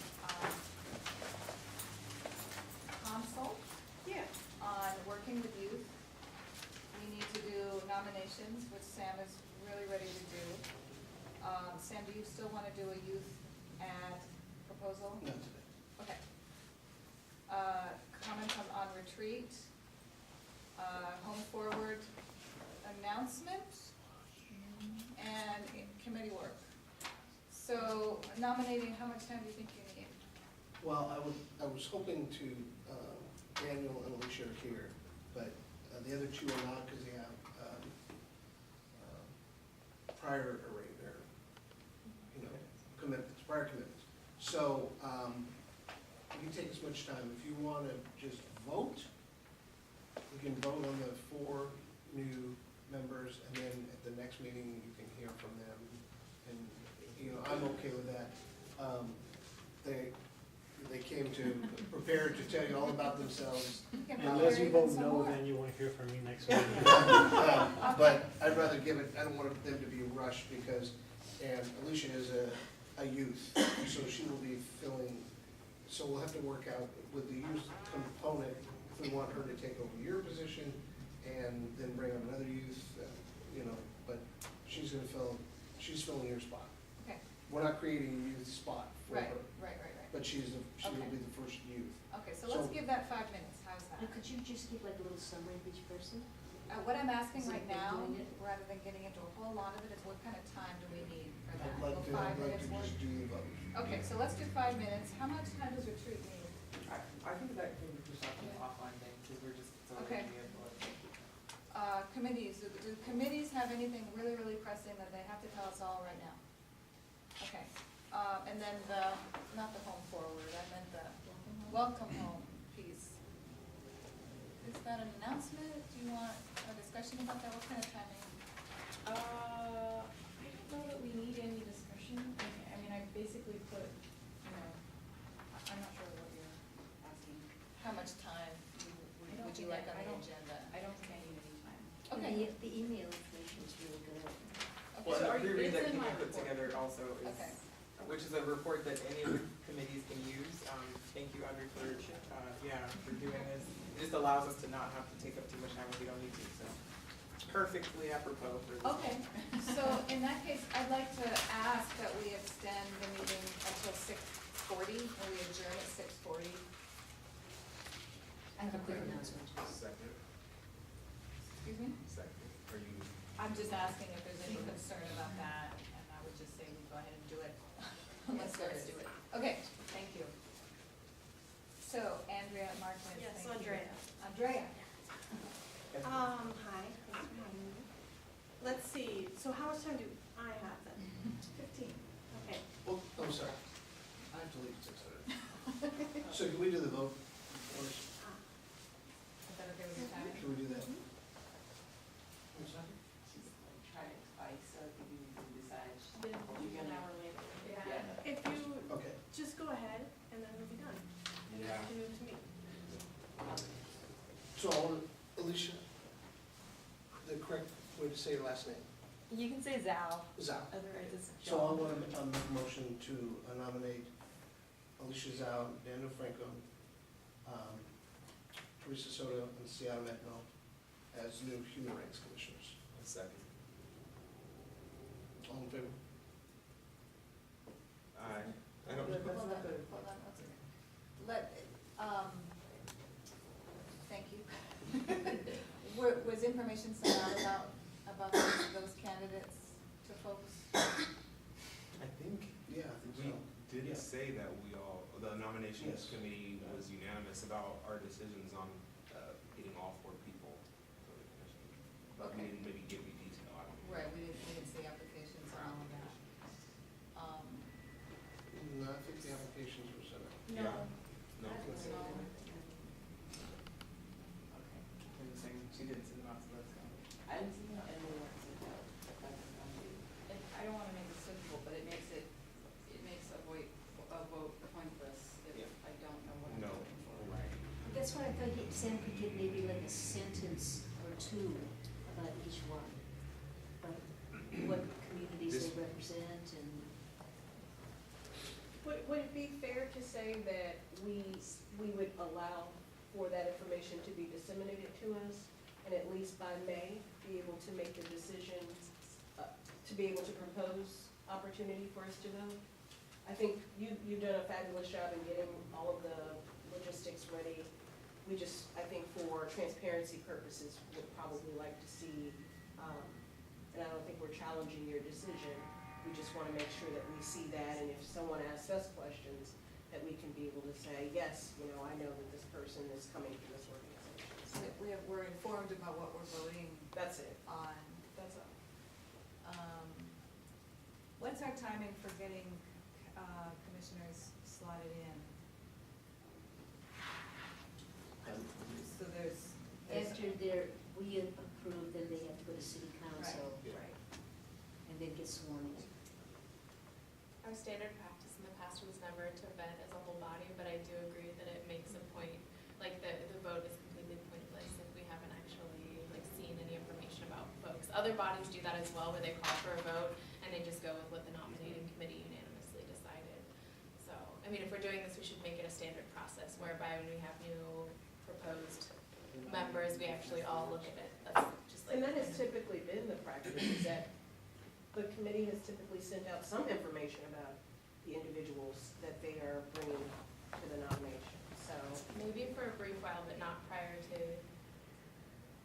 previous to your joining. I don't remember that being I a think a practice. request was made at some point that start to happen. Okay. And then, Maybe that's why we we've gotta seen wait it for it. recently. Okay. We've seen that recently a lot. So just throwing out one scenario, what if you were to make introductions about them as you know them and as the committee is making their recommendations, and then we have a chance to look at the full documents and then vote in May? If that's I'm not comfortable with that. I want to go with the decision that the nomination committee has made, and I can send out the information after the meeting. We vetted the process, we made a good decision. I'm sorry you don't have the information now, but I'd hope to have enough time at this meeting to at least go over some of the information. So if that's the HRC's decision to put it off until May, then that's fine, but I would rather have the vote today so we can move forward. I mean, I'd give a thumbnail of each 4 people. Well, we're taking if we have more it. time than, right now to, we're running into time Yeah. just discussing this. So I think we Also, need to there's make a 4 decision. spaces that are open on the commission and only 4 interviews. Right. So if, we were to deny somebody, there's not really a reason. Well, I wouldn't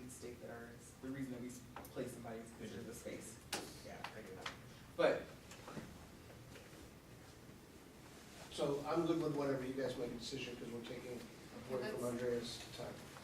Okay, point was made by Sam that what I'm hearing is what is the purpose of the nominating committee in terms of, you guys need to see the whole, everybody's stuff and then make a decision. So it seems like we probably need to at some point decide what the nominating process is and how it looks, because I think that the people on the nominating committee invested a lot of time and really put a lot of thought and effort into who was chosen and sitting with and looking through those people's materials.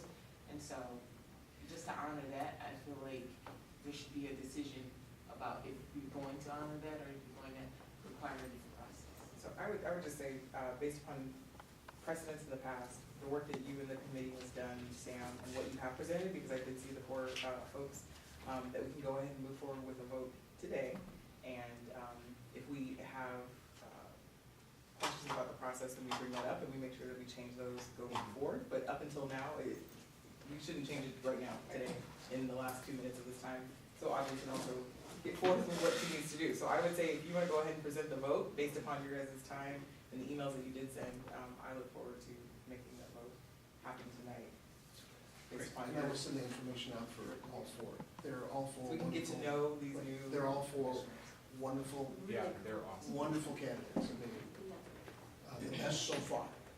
Just kidding. Just a little humor. So, so can I move again to nominate, Dan O'Franco, Alicia Zhao, Seattle Medmo, Teresa Soto as HRC Human Rights Commissioners. A second. All in favor? Aye. Opposed? Abstained? Thank you, Sam. Good work, Thank you. Sam. And I want It's to good to thank push that forward. Marcia and Diallo, and thank you for showing up. And they're just, we have some great candidates. I'll send you the information. And we have just a wide range of different abilities and experience and knowledge, and it's really going to add to the HRC. So, thank you. We look forward to hearing about you guys next month. And We'll learn before then. we'll know about you before. And one last thing, I will be stepping down as the chair of the nominating committee. After tonight. Sam, thank you for all of your work there. Yeah, you were announcing that beforehand, and I appreciate the hard work that has gone into, can you do both of those things? Into everything you're doing to get the nominations out. That's not an easy task. And I acknowledge that we haven't provided you clear protocols for how that's done before and what the full expectations are in what we want. So that's something we should get working on as well. And my pleasures after leaving. So, thank you. Nothing personal. Yeah, thanks a lot. Thank you.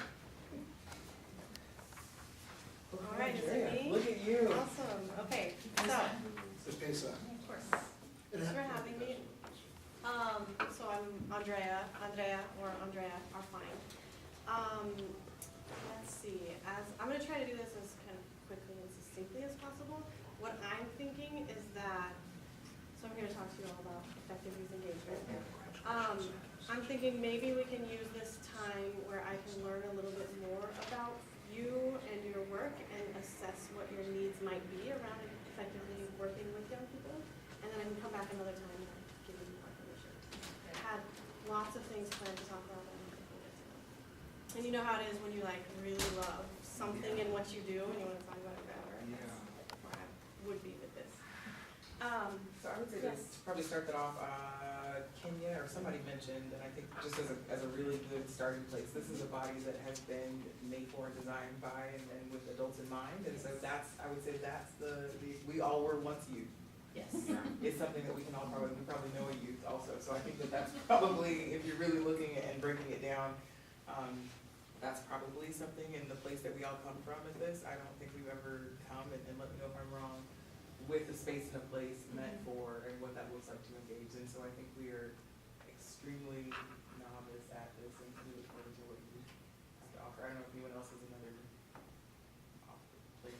But, Yes. but like one of the activities on the youth here, that we are currently involved in are race talks, and they are at high schools, and they are members of the Human Rights Commission and police, and to talk to primarily the target population. There is youth in the community, but we haven't had good connection on how to get the students at these things. Right. So that would be, I mean, and that's something we would like to see more of. Yeah, I would just, I would remind us that's not our charge for that particular piece of work, but that, it's always good to know how to continue to. Right, I was gonna say that's sort of two different things, and we can talk about them concurrently, but right, having a young person sit on your body Yeah, that's what's is one piece of work, right, and then effectively engaging youth out in the community is another piece. Okay. A lot of the same values and practices might apply, but they're definitely distinct from each other. And we have I'm understanding from Kenya, correct if I'm wrong, that we have a requirement if we have youth on our commission to receive, that every one of us needs to receive some training around engaging with youth. That's another reason why we need to have the witness today. So yeah, like, so I think Kenya mentioned, just to give you all a little bit of information about who I am, where I came from and how I'm here. I work out of the Office of Neighborhood Involvement. I'm the Youth Development Coordinator, so I actually share an office with Ashley. And I staff the Multnomah Youth Commission, which is a city-county partnership. It's the official youth policy body for both the city and the county. That's one piece of my work, and then the other piece of my work is doing things like this, where I come out and work with folks with, you know, boards, commissions, organizations, offices, whoever it is, that needs information, advice, consultation, training on working with young people. So I actually am happy that I can learn a little bit more about you, so I can come back and be a little more precise in what I share with you. When we do this normally, I would come and do like a consultation, and then actually come back and do a larger training. Like, I mean, we do trainings up to a whole day, but probably the shortest training I would recommend ever would be about an hour and a half to really get all of the information that you need and to be sure to do the work well. One thing about youth engagement is that it is to work with young people ineffectively, to do a bad job, doesn't actually have a neutral effect oftentimes on the young people or on your organization. It actually has a negative impact. So if you're thinking about engaging young people, you want to really be intentional and sure to do it in the best way that you can. So I'm here as a resource. I would love to come back and talk more. Yes. Were you saying something? Yeah, I'm thinking about that time when you could, possibly at our retreat, since it has to be open anyway, have you come in for a time during that? Because I know, like, I joined when I was 19, turning 20. And I guess I give a little bit of my experience. I know that some of the topics weren't gone through in detail with me, and I would have probably loved to talk about it and give my input on it. Like human trafficking, for instance, like that wasn't really discussed with me or even expected for me to get totally involved with it. But I would have been, and I feel like some of the things that I might have wanted to say would have been nuanced, but instead I tailored my thinking around certain things to fit what people were already doing. And I think that with youth, knowing that they might come in with a completely different idea or paradigm shift on how things might be, we need to be asking them frankly and openly how they feel about this and what they would like to see. And so I don't know if that's, you might be able to talk about. Yes, exactly. So we would talk about looking at youth development and youth engagement. With the Youth Commission, we actually work out of a youth-adult partnership model. So looking at the theory and practice of working in partnership with young people as equal contributors to the work.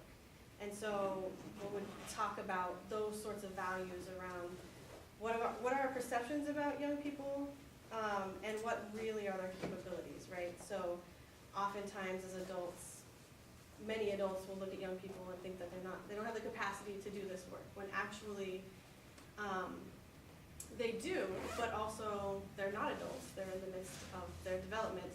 And so our job then is to be sure to give the proper tools and resources and support so that they can come in and be successful, and that it's, so that it's mutually beneficial, right? Young people are learning and will get something out of it, but also you as adults and your body should also be benefiting. And so we want to talk about how to do those things.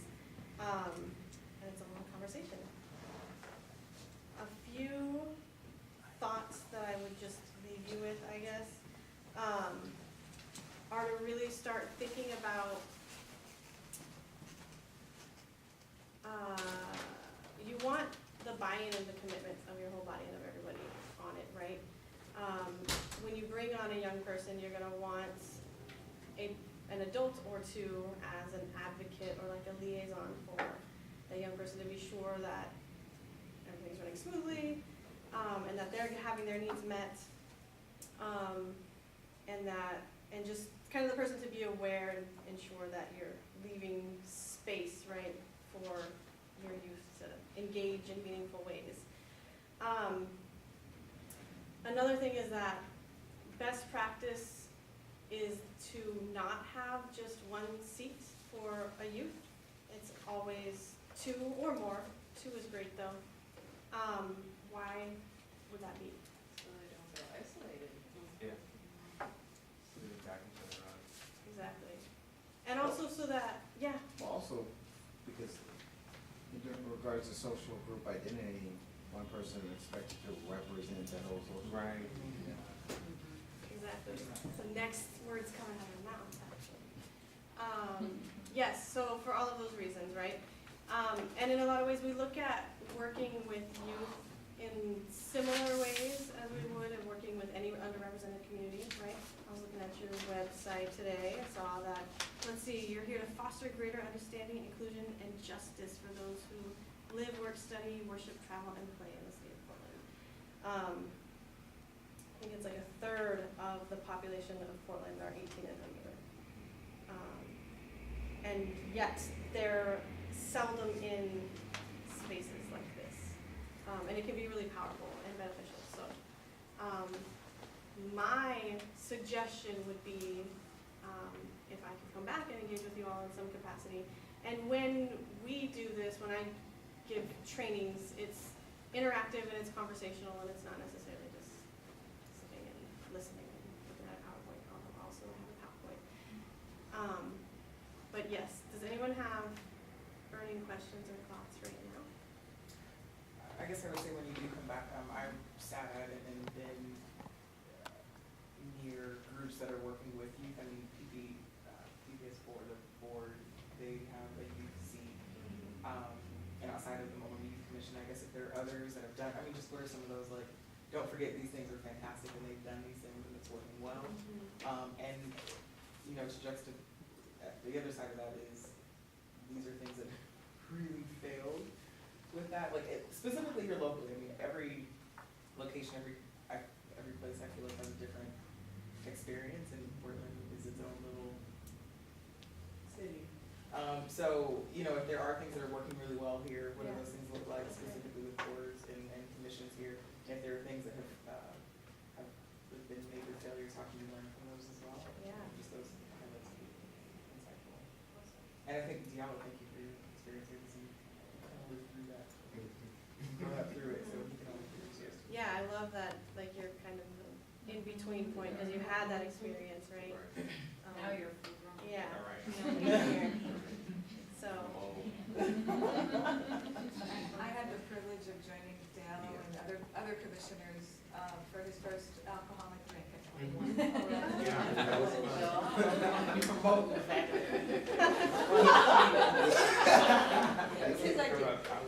The key words there are at 21. I knew I'd been doing this work for a while when I started seeing former students at bars, actually. Yeah, she's actually one of my high school teachers. Yeah, So. I was Diallo's teacher 10 years ago, probably. Yeah, well, no, about 6 or 7. Oh, was it? Well, I'm excited that it looks like we're bringing youth on and, continuing to, yes, we are considering you a youth back then. And, I appreciate your willingness to come back and your flexibility with us tonight. Sure. I'm glad to see that you're looking at bringing youth voice in, and especially that you're taking the time to have these conversations so you can do it well. Because also if you don't prepare correctly, then it doesn't always go well, so, yeah, I'm excited. Thank you. Yes, thank you. I think we're almost done here. You had an announcement and then we'll adjourn. Real quick, I'm hearing Andrea say that she can come back for full training. Who will be the point to? Yeah, who will be the point? I would say probably me, because we talked about, you brought up the retreat, so if you have a card or something, I'd love to. I think that would be putting an awful lot into the retreat. Okay. Well, I guess what I'm saying is I'd like to find that place and where it looks like it would be best. Yeah, no, I think we should do it. I'm all for doing it, but doing it at the retreat feels like. She's with So you. I'm gonna go ahead and work with her and find out what it would look like and what.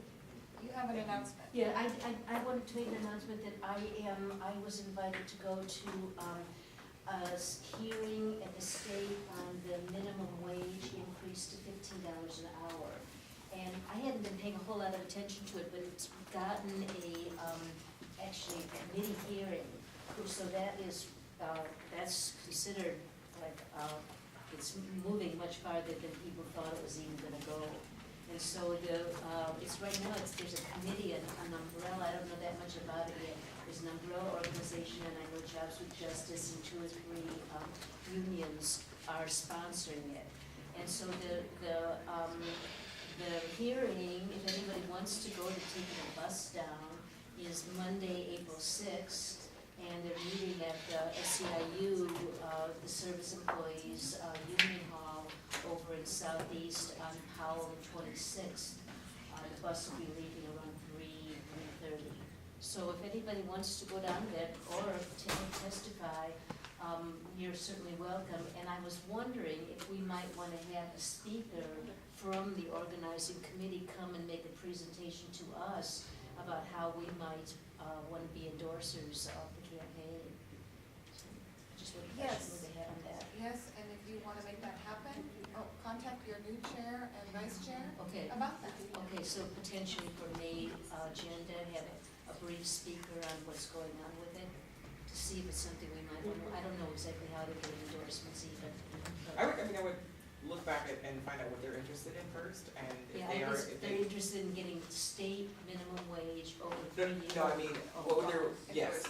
Oh, Yes. endorsements, yeah. Would they like I to come will and sit do down, that. does I it look will like a do that. 5-minute Yeah, conversation? no, I will do Yeah. that, yeah. And if that fits for May, Yeah. then perfect, if not, then we'll Okay. find out what makes sense. Okay. But thank you for Yeah. spending time. Yeah, no, it sounded like a good, I mean, it felt like more was happening than I thought was going to. So, I felt, well, since it is, then we ought to jump on board if we don't. Thank you. Yeah. Okay. I adjourn this meeting. Thank you all. Did you have another thing? Just that, piece around, what, home for everyone? Alan put out some email regarding, not being clear about, do we give money to organizations that ask for it? And I know that in this 9 months I've been here, 10 months, there's been a number of money asks that have come across. I'm not for sure off the top of my head how many you guys responded to, but, I wonder if just tonight we can get agreement about bracketing that until, so we can have a more full conversation. Something that I can get back to them with, to let them know that we got your request and we're, something. I think what Alan said in his email is pretty clear, pretty clear and true to what's going on with us right now. This is what we've done in the past, and it doesn't refer to that really well, and we need to do some redefining about, and clarifications about what are we giving donations for.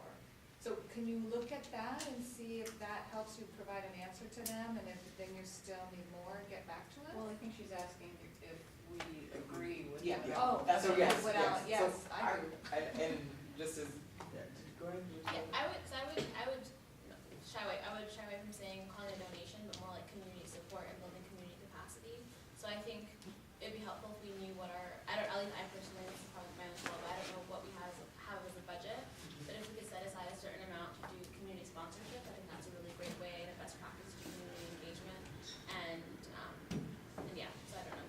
That, but I that, don't know much cab. so that was actually that was the whole reason why we have been saying no, and that's the reason that we would then say no, unfortunately, this time, because there is no protocol, and to say yes and no just haphazardly is not okay. So we should have not only a protocol, a specified budget line, we should have a place and space so people know how to access, and so everyone has the same, level playing field of either applying and or not applying. I think we've all received, Kenny, I asked you questions, I've received people in coffee shops and then emails, how can you support this and stuff, and so we need to just have a clear, defined, I agree with that. there is a budget, I- but yeah, we need to have. And I also just wanna say that we are supporting Welcome Home, I'm Oh, yeah. working with them directly, you know, We've already maybe we're not, endorsed, yeah. we've endorsed, we're working with them.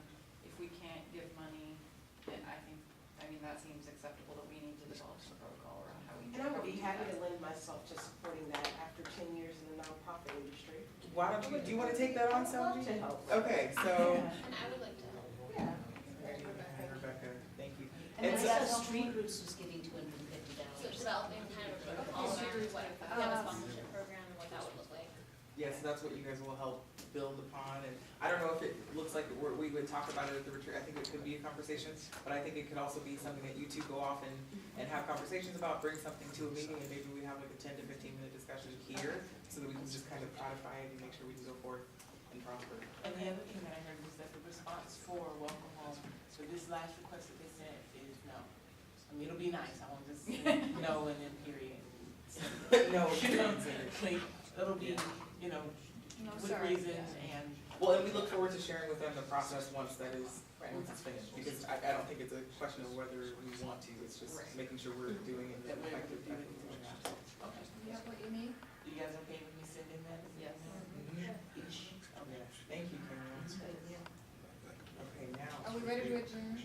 Again? Do you have an announcement? Yeah, They have a kickoff party on the 20th. Yes, I just sent it Oh. to everybody. Okay. about that. I thought you had an announcement. Yeah. Well, it is my final meeting. I haven't determined when in April my end date is, but I was gonna talk to you guys about that, and I can send an email about that, so that's defined. And you'll have to be at another meeting too. Right, you gotta come back. You'll have to be at another meeting so She's we can trying. below you. We try to adjourn and run away. We're gonna below you. Is this over yet? Yeah.